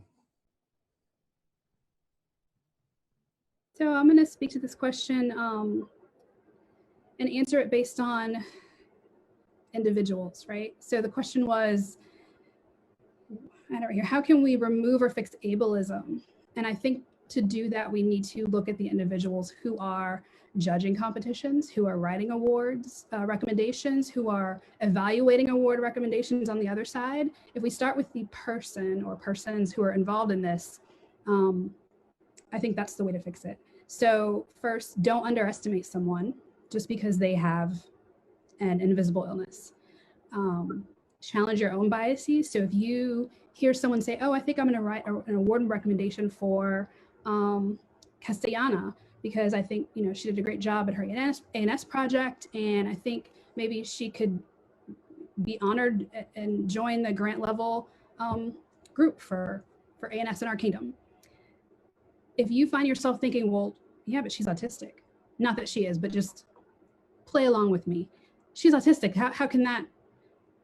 The requirements to join that type of order, autism doesn't, I'm losing words here. Autism doesn't make you ineligible to join that order. So if you have a bias that you realize comes up in your own thoughts, not even if you say it out loud, but just in your own thoughts, challenge that and say, well, why did I think that? Is it because I think someone with autism couldn't do it? And if so, why do I think that? And maybe I should meet some people with autism who, like me, who are a Laurel, who also in my mundane life have a master's degree and I'm a great researcher. I was a scientist. I retired early, but I could do a lot of things. So challenge your biases, and speak up if you hear someone else say something. If you're in a polling order and you hear someone say, oh, that person was recommended, but they have a traumatic brain injury. I don't think, say, well, that's not, what are the requirements for being in our order? Let's look at them. So for instance, if I was in a Laurel circle and someone said, I don't think that person should be discussed because they have Asperger's or whatever flavor of neurodivergence, and I'm harping on that because I just got a diagnosis and I feel like, so emotional about that because I've heard people say these things. I would say in corpora, the requirements for being a Laurel are being obedient to our governing documents, showing respect for the crown, setting an example of courteous behavior, demonstrated support for the ideals of society, sharing their knowledge and skills with others. Did they do those things? If they did, then let's not talk about the fact that they have a diagnosis, a medical issue. That's none of our business. We're gonna evaluate them based on what's on paper. That's what we should be doing. So speak up. I plan on continuing to do so. And I also plan on saying my diagnosis so that people know that it doesn't exclude you from doing the things you love in the society. You may have a disability in one area, but then be so differently abled in another that you can hyper-focus on something and be excellent at this other thing. So there are pros and cons to having any illness, and don't overlook the pros that someone brings and the things they bring to the society just because they have a label.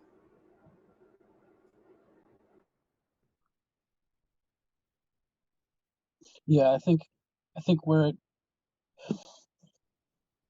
when you have an invisible disability that doesn't preclude you from being able to meet like a written down measurable standard, that's, I 100% agree with that. There's no reason that should even be part of the equation. And like what Neil was saying, where it gets hard sometimes is when you have somebody that really puts forth tons of effort and knows lots of stuff, but maybe physically they're just not capable of meeting a measurable standard. What do you do with specific award, at that point? And one of the things I think you have to ask is you have to ask the people that are in the position of haven't been recognized for whatever it is that they do. Do they want recognition, or do they want X blank award? Because if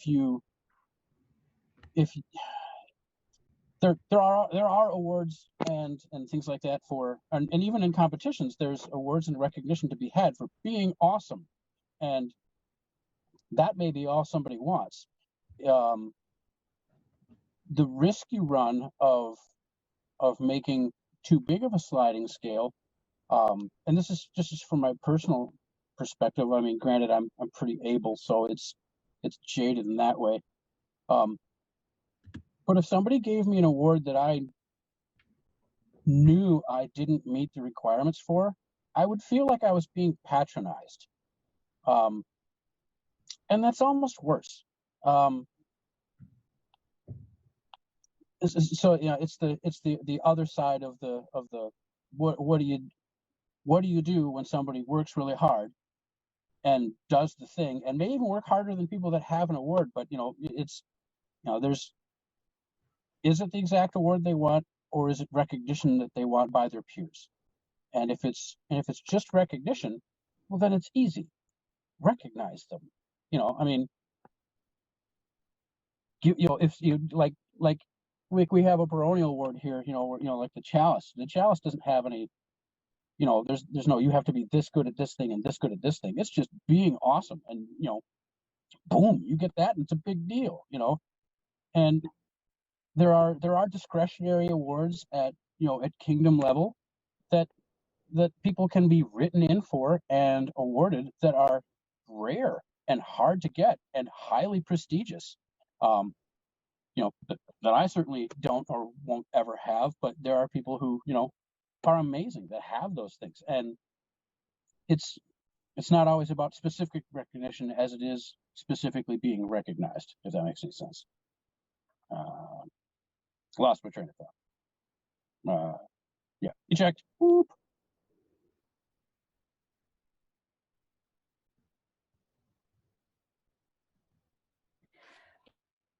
gonna touch a little bit on these linguistic specifics here.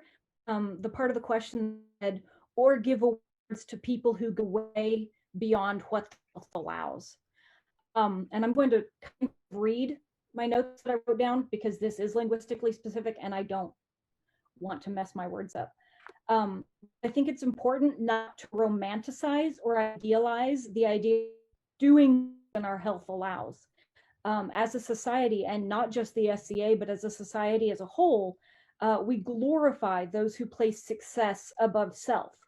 And it has become normal to give your all and then some, often to the detriment of one's health, both psychologically and physically. And this is for any able-bodied person. But to someone who has chronic pain or exhaustion, those detriments are tenfold. So I think we really need to be careful with our language because there's a huge difference between I gave my all and I gave more than what was healthy for me.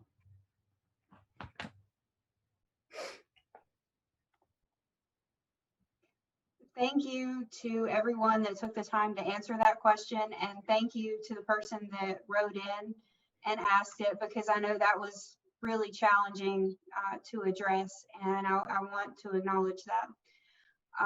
So let's go back to doing an overview about what we've been going over, and then we'll respond to some of the live questions that have been coming in, and we're still monitoring those.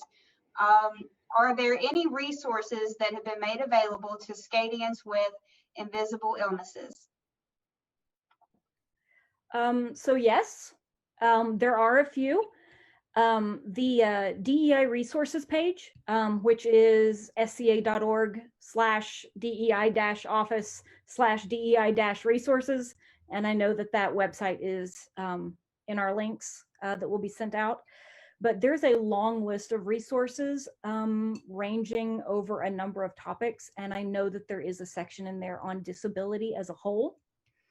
There are also, I know it was mentioned in, it's not quite an unofficial guild, but there are unofficial Facebook groups dedicated to disabilities, invisible illness, neurodivergence, and the like. And I will try really hard to get those links into the information that's being sent out as well. And lastly, and it was touched on a little bit before, I know that there are kingdoms that have accessibility officers or an accessibility office. So if you would like to reach out to those, or if you would like to see if your kingdom has that office, you can check with your local or kingdom seneschals. And if you discover that your kingdom does not have that office, hint, hint, nudge, nudge, wink, wink. Yeah, but there are some resources that have been made available with people with disabilities, both visible and invisible.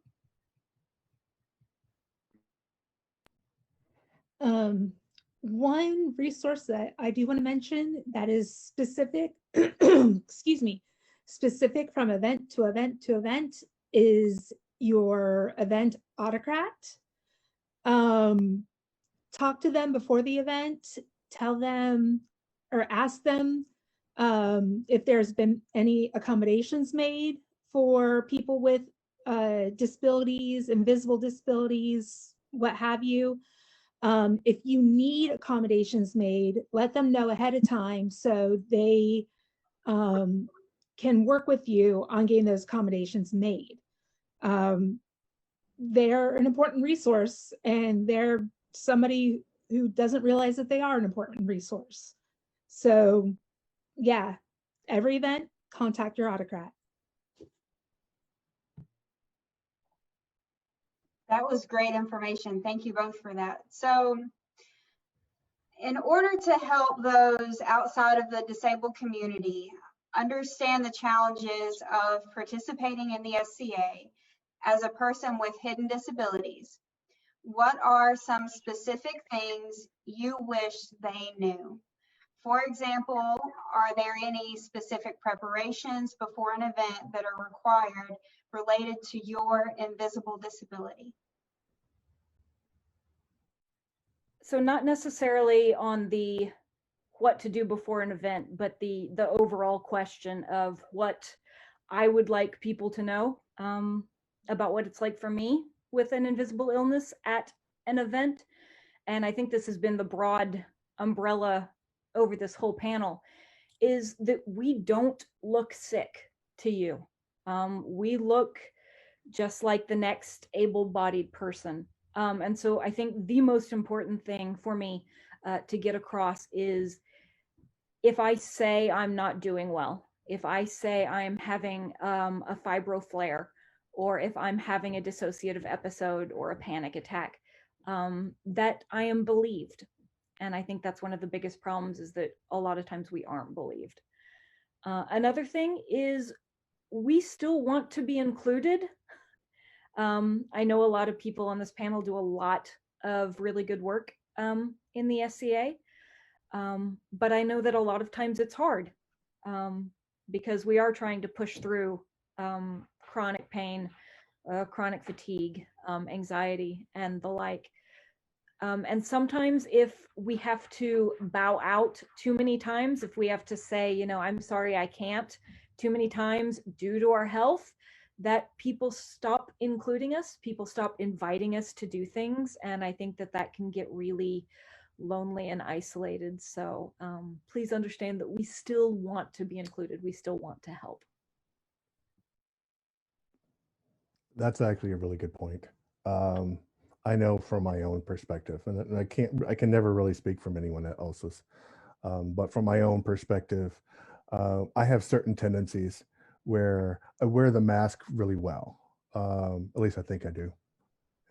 You know, from my perspective, yeah, I'm doing great. Everybody else goes like, you have no poker face whatsoever. But when I finally get to the point where I'm done and I need to leave, I need to leave. And if I tell you, I says, I really can't deal with this right now, believe me, I'm done. Because I'll push as far as I can. I'll push to the point where I make myself sick. And then I'm just a wreck. And it comes across poorly. Once I've hit a tipping point, I don't deal well. Criticism destroys me. You know, being left out of things wrecks me. I mean, all these little things that you would think would be high school level issues, they're very real. And you know, being invited to things is huge, because after a while, I don't know how many events in the last year that we actually, when, you know, many years ago when we used to play in the SCA and go to events, I think we had like 3 different events in one season that we literally got partially or all the way to the event and actually turned around and left. We got halfway through setting up camp and there was drama and we were already max spoons and nope, can't do this, load the truck up, we're leaving. And just, that's got to be hard for people to observe and not understand what's going on. I do little things like prep myself with meditation, visualization, music, and getting prepared to put my face on for events. So yeah, there's definitely a come down time afterwards. Boop. Next.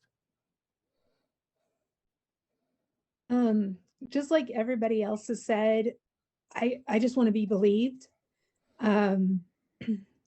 There have been way too many times where people just look at me like I'm a lazy SOB, and it's hurtful, it's painful. But on the flip side, I'm not a fragile flower. I know my limits.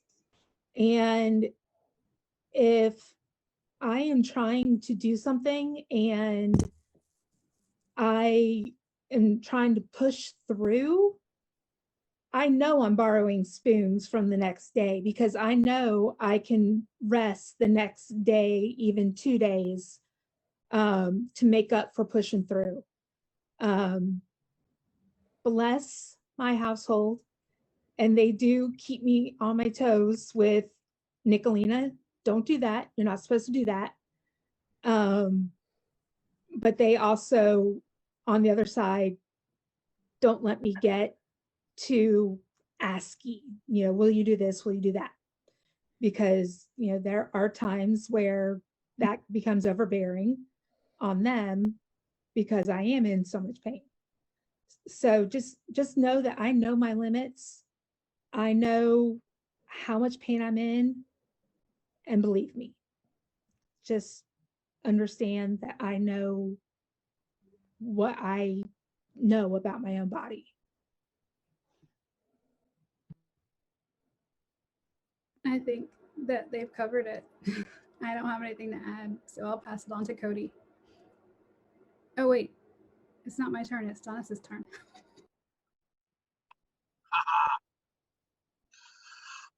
Let's see. What do I do for an event specifically? Make sure I've got food, make sure I've got something to drink. Basic stuff so that I don't, because the things that tend to really send me off are extreme exhaustion or extreme anxiety. So I try to, with exhaustion, I don't schedule too much during the day. So there's some stuff that I know I'm going to do and some stuff I know I'm going to not. I try to make sure I've got something to eat so that I don't get physically wiped out that way. For managing social anxiety, sometimes I'll schedule a class to teach. I still get to be social, but I get to keep everybody over there. It's like, I'm here, everyone's way over there, and that's way more manageable. As far as like, what do I wish everyone knew? Other than generally just being kind and helpful, I guess it's more of an agreement, really. If I can have the courtesy of not being judged, and thought harshly of because, I might run out of gas at a certain time or just start shutting down and have to take a break when it's not necessarily convenient. At the same time, I need to be tolerant of the fact that people that don't go through these things, they don't understand it until they've either gone through it or they've seen it real close up. And people's minds can change and people's attitudes can change. But I need to remember that they may not be at the part of the process that I need them to be at. So they may not be the right person to help me right now, but I can't roll my eyes at them and, and be like, whatever, too little, too late, and I just have to be respectful of the fact that they're at their spot in the process and they may never be accepting or they may be well on the way to it. And if I badger them to make them go faster, they may just give it up altogether. And it's two ways, it's like there's effort on both sides. I'm at my 3 minutes though, so yeah. Boop. I actually did have something to say, to add, and Donas's answer made me think of it.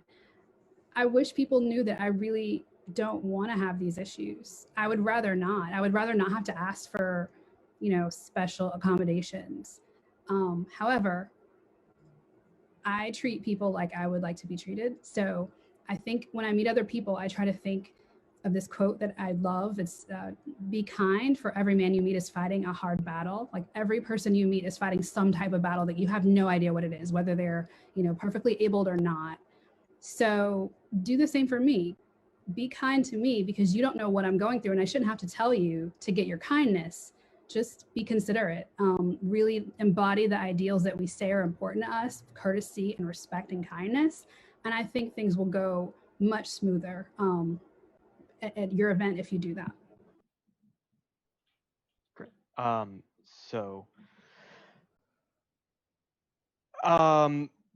just going to repeat a few things I said earlier, and then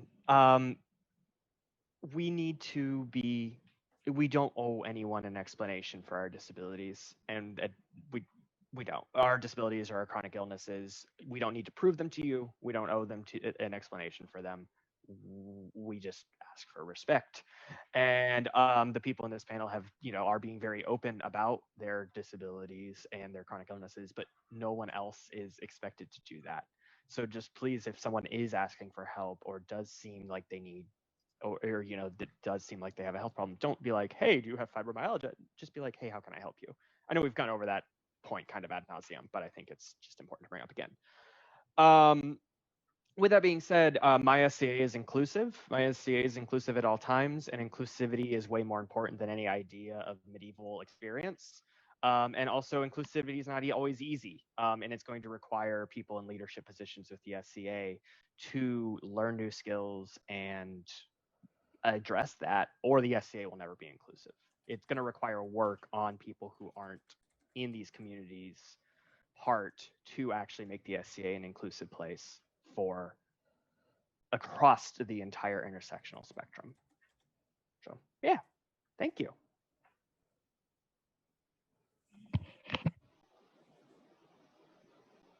Thank you so much, each of you, for sharing that. So I want to go to the questions that came in while we were answering the pre-submitted ones. And thank you so much to Master Andreas for keeping an eye on the comments for us.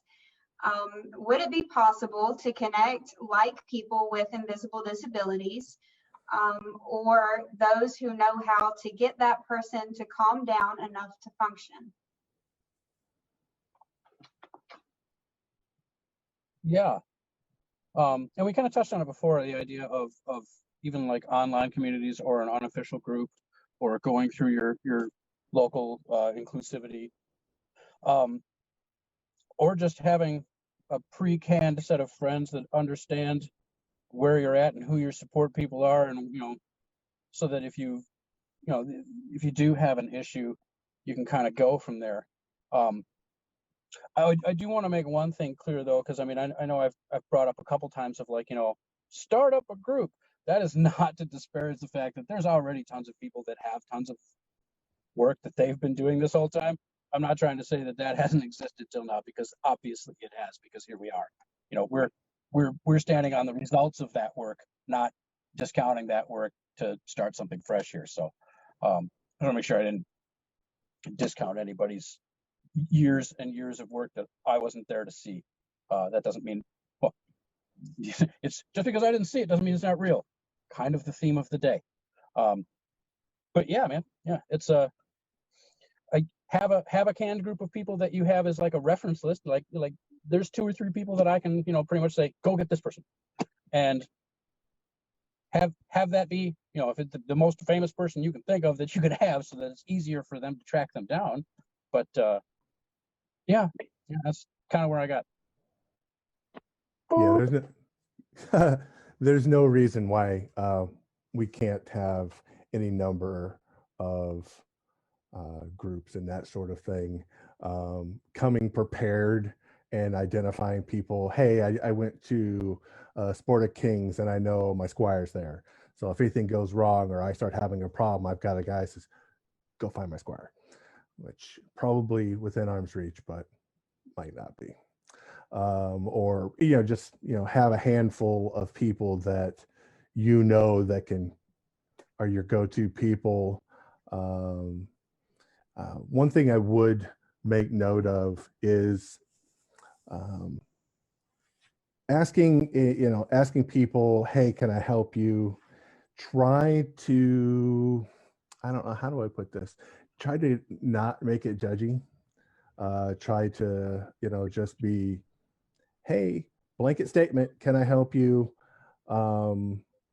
Be subtle, be discreet, and I think one of the worst things, my wife has told me this on a number of occasions, telling somebody to calm down never works.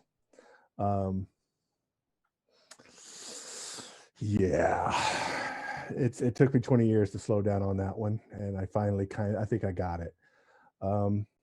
Yeah, just telling somebody to calm down is just not going to work. Be able to step in and be a resource and be helpy, but be respectful. If they say, no, I got this, you need to be able to step out. You can't force your way into these things. So if it means just sitting there and shutting the beep up, then you need to be able to do that. Because sometimes that's what people need. They just kind of sit there, hang out, and just like nod, you got it. It depends on what people need, you know, depending on what the situation is. Sometimes it's just food, water, someone that's a shoulder to cry on. Sometimes it's just a person to vent to. Sometimes it's a hand getting them to the biffs or back. It could be any number of things. So just, if you're going to step up, be ready to help. You should be ready to do this at all times, and do what you can, and then don't be judgy about it. And don't say, you know, calm down.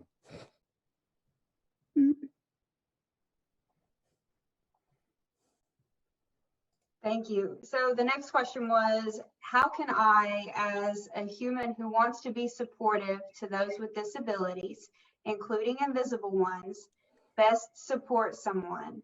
The question Train suggested earlier was, are you okay? May I help? What can I do to help? It's a start. Is there anything else that won't overwhelm the person who could potentially benefit from assistance? I think the easiest way to answer this is to be as specific as possible. And I'll answer this with my bipolar panic disorder CPSD hat on. If I am having a panic attack or a dissociative episode, just asking me, hey, are you okay? Are you okay? Is there anything I can do? I'm not going to be able to process those questions because they're too vague.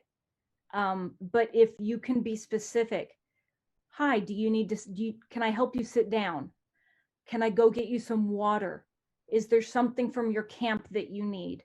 Is there a person that I can go find for you?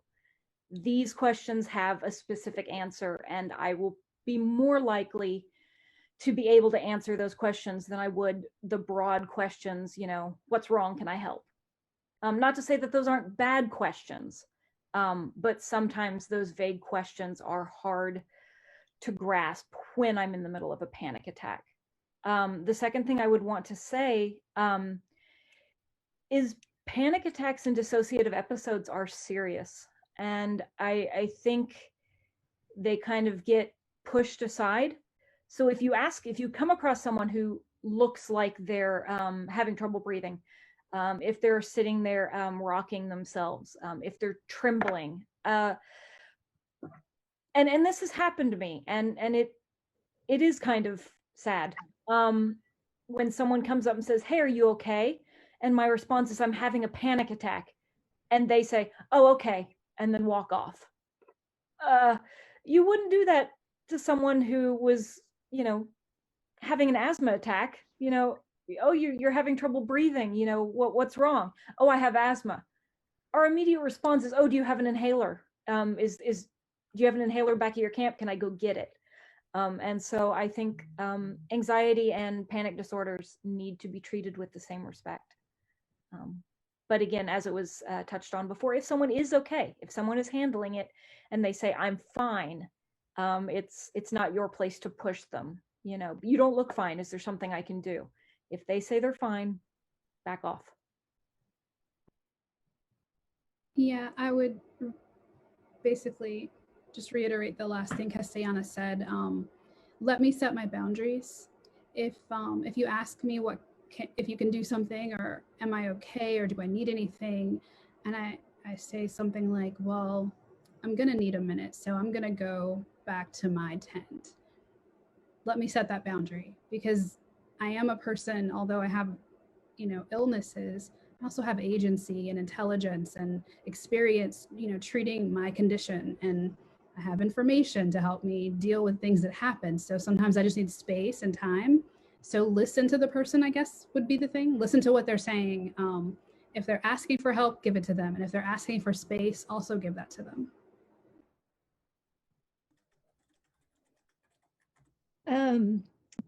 Yeah, what they both said definitely is key for when things are in the midst of happening. One thing that I found helpful was when I'm at events, if I know someone who, using anxiety or panic disorders as an example, if I know someone who has those and I see them at an event and I'm close enough with them and feel comfortable enough with them, I can go up to them and say, hey, hey, how are you? I'm here at the event in case you need anything. Anything happens, let me know. And I will also go up to people, especially if like my peer is not at an event, I will go up to somebody I trust and say, hey, I'm here. My peer's not. So if anything happens, my medication is in my canvas bag. It will be either on me or under this tent. And so if you see anything happening, or, will you be willing to be my person? That way I just have that safety net in place, or I am a person's safety net if they need it. So preempting is a big thing for me.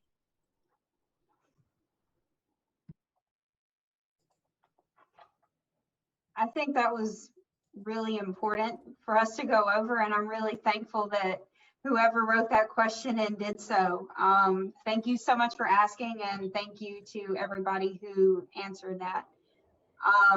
So if we could, I want to give the panelists a chance to make some closing statements, and if there's anything that you'd like to share, any last words for those who are watching, I want to take this time to go ahead and do so. Well, the first thing I have to say is thank you so much. If you are tuning in, if you are listening to this panel, you have made the first step.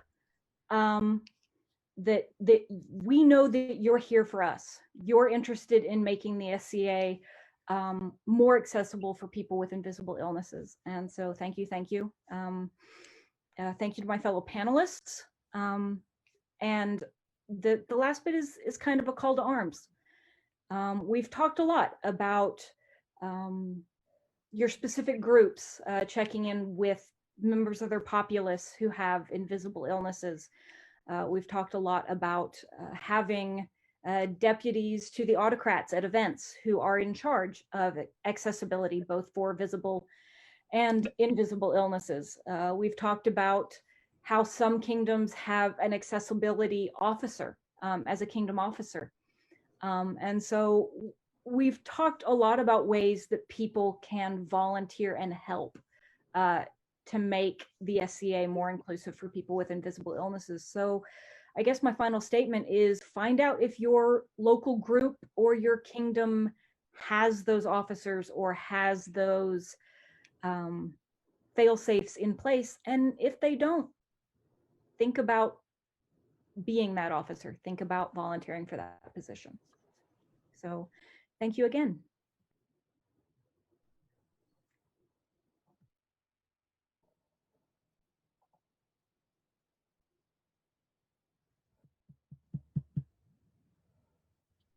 Sorry, apparently I muted myself.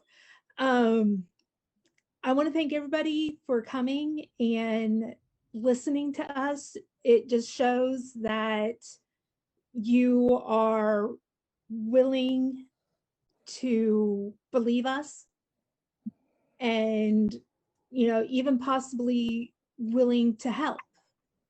What Castellana said, if you are willing to help, find out what positions are open. If there are positions, if not, create them.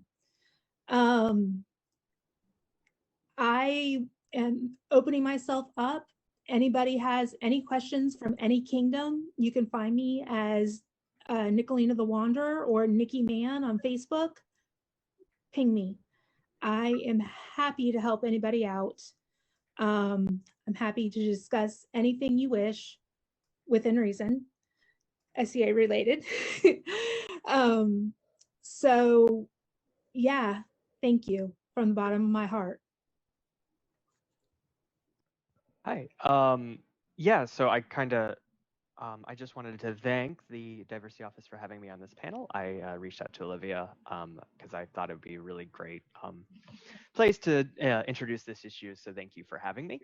I want to thank everyone for coming as well. And my final closing remarks is if anyone wants to reach out to me, same with like what Nikki said, my Facebook is Cody Clark, CodyClark.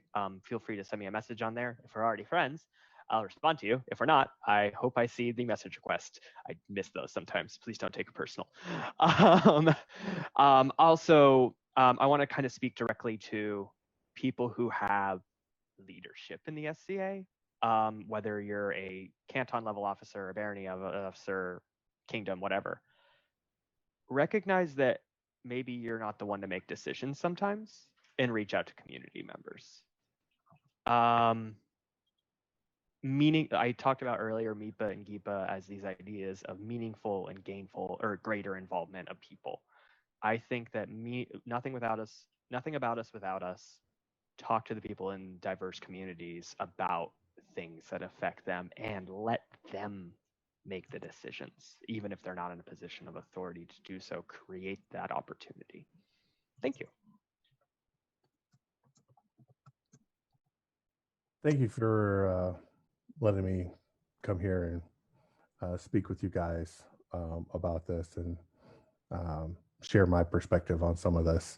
I mean, it's just one perspective. I'd like to hope that people realize that I'm out there on social media as a resource. I'm approachable anytime. If I have answers, I freely give them, and I don't have like super secret. This is how the SCA works. There's no secrets. Then if you need an answer to something, if I don't have an answer, I know a lot of people, so I can point you to the right thing. I can point you to other people. Only thing I ask of anyone is to try and be a good citizen of the society. Try and be patient, be kind, be courteous. Be there to offer help as much as you can. And if you are a peer, I'm looking at all the peers out there going like, this is part of your job. You better do your job, because we're supposed to be held to a higher standard. So, but no, that's it for me. Thank you. Boop. my greatest contribution, the boop. Yeah, be cool to each other. Cast a deep net. I'm going to steal that forever from Cody. The casting the deep net. That's brilliant. It's so simple, and it just catches everybody. And I would say a couple of things.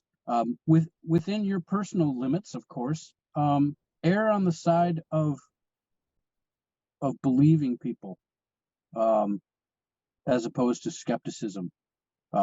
That's easy for me to say. I'm a 270-pound, 40-year-old white guy. What do I have to, fear from anybody in the parking lot? Not a lot. So it's easy for me to be like, hey, do you need help, when I'm alone in a place where I'm not necessarily secure? Don't do that if that's not safe for you. Don't put yourself at risk. But within your limits, yeah, be cool. Be think the best of people until they, you can't, or you're presented evidence. Easy for me to say again, I know, but that and practice working on the skill of empathy. Not just, oh, I feel sorry for that person, or I can feel for that person, because that's sympathy. But I mean, like, real empathy isn't like, if you put yourself in if you use your own life experience to evaluate somebody else's behavior, like, or what they're saying, the chances are of you getting their motivation correct is almost zero. But if you're presented with a person who does something that you don't understand, like, you know, they're talking about some kind of pain or some kind of a panic attack or whatever, take a moment to either think about, consider, or learn what their life situation is and what their circumstances are, and what happened before this that made the decision they made at that point the best one for them. Because that's when you start being able to see things from other people's point of view, and that's where empathy comes into a skill, and that's when you can really start understanding people and changing people's minds and illuminating people and not being judgmental of where they are in their process to come around to be accepting and not judgy and not skeptical and not believing you, and, you know, and do it with dignity, you know. And likewise, treat me with dignity when I'm having an attack and I'm freaking out. Don't you know, throw everything in the air and be like, oh my God, Donas fell down, let's go get him, you know, and have 20 people climb onto me. You know, that's not helpful either. But I'm rambling again, and these are closing statements. So yeah, I guess just be cool, man. Be cool to each other. Look for the best in other people. Look for ways that you can help people around you. And if you can't, that's okay too. You know, if it's beyond what you can do, that's fine. Yeah, the dogs are telling me I'm done. Right, I'm out. Have a nice day. Thank you so much for inviting me onto this. I mean, it was kind of, I've never done anything like this before. That's pretty cool. Nice to meet all these other people on the panel. I've never met any of you guys. Well, no, that's not true. That's not true. I've met some of you. But yeah, have a great day. Woo. So in closing, I'd like to say thank you for listening to my perspective. I haven't talked about this a lot in the society, especially at this, and you know, in a very visible space like having it streamed. And now that I have, I think I also want to extend an offer to anyone else who is like me, who has these issues: autism, ADHD, fibromyalgia, CPTSD. If you'd like to talk to me about it, especially if you're a person of color, because there isn't an extra dimension of complexity in the society to be, you know, a part of that marginalized group, as well as have an invisible illness, and you want a safe space to vent to me or to ask me for support or just to meet me so we'll know who each other are, please reach out. My name is Giada on Facebook, Giada. And if you're in the SCA and you type in Giada, you will find me. So I look forward to hearing from you. Stay safe out there. Yeah, I'm going to jump back in and take a page from my panelists, and thank you all for taking the lead on this. But I'm also very, very comfortable with talking about my invisible illnesses to others, trying to help others find resources. So like my fellow panelists said, you can reach out to me on Facebook. You can find me by typing in Castellana Donea or Castellana de Andalucia. But you can also find me using my mundane name, Roxy J. Elliott, Roxy ROXI. So yeah, if you need someone to talk to, reach out to me as well. Thank you.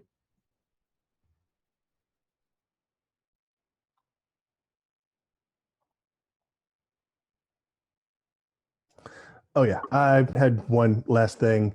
I was thinking that all the stuff that I said in my closing, I just disregard the whole thing. Do what Donas said. He said it way better than I did. So we're totally, let's go with that. I'm going to go with that one. So.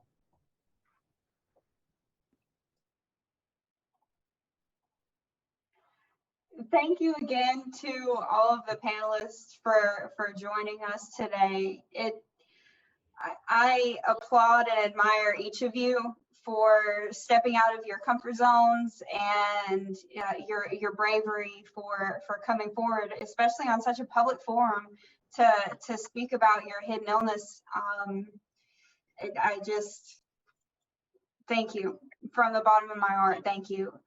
Thank you to Master Andreas for helping keep an eye on the comments for me. To everybody watching who still has questions, hopefully this won't be the last panel. You'll have other opportunities.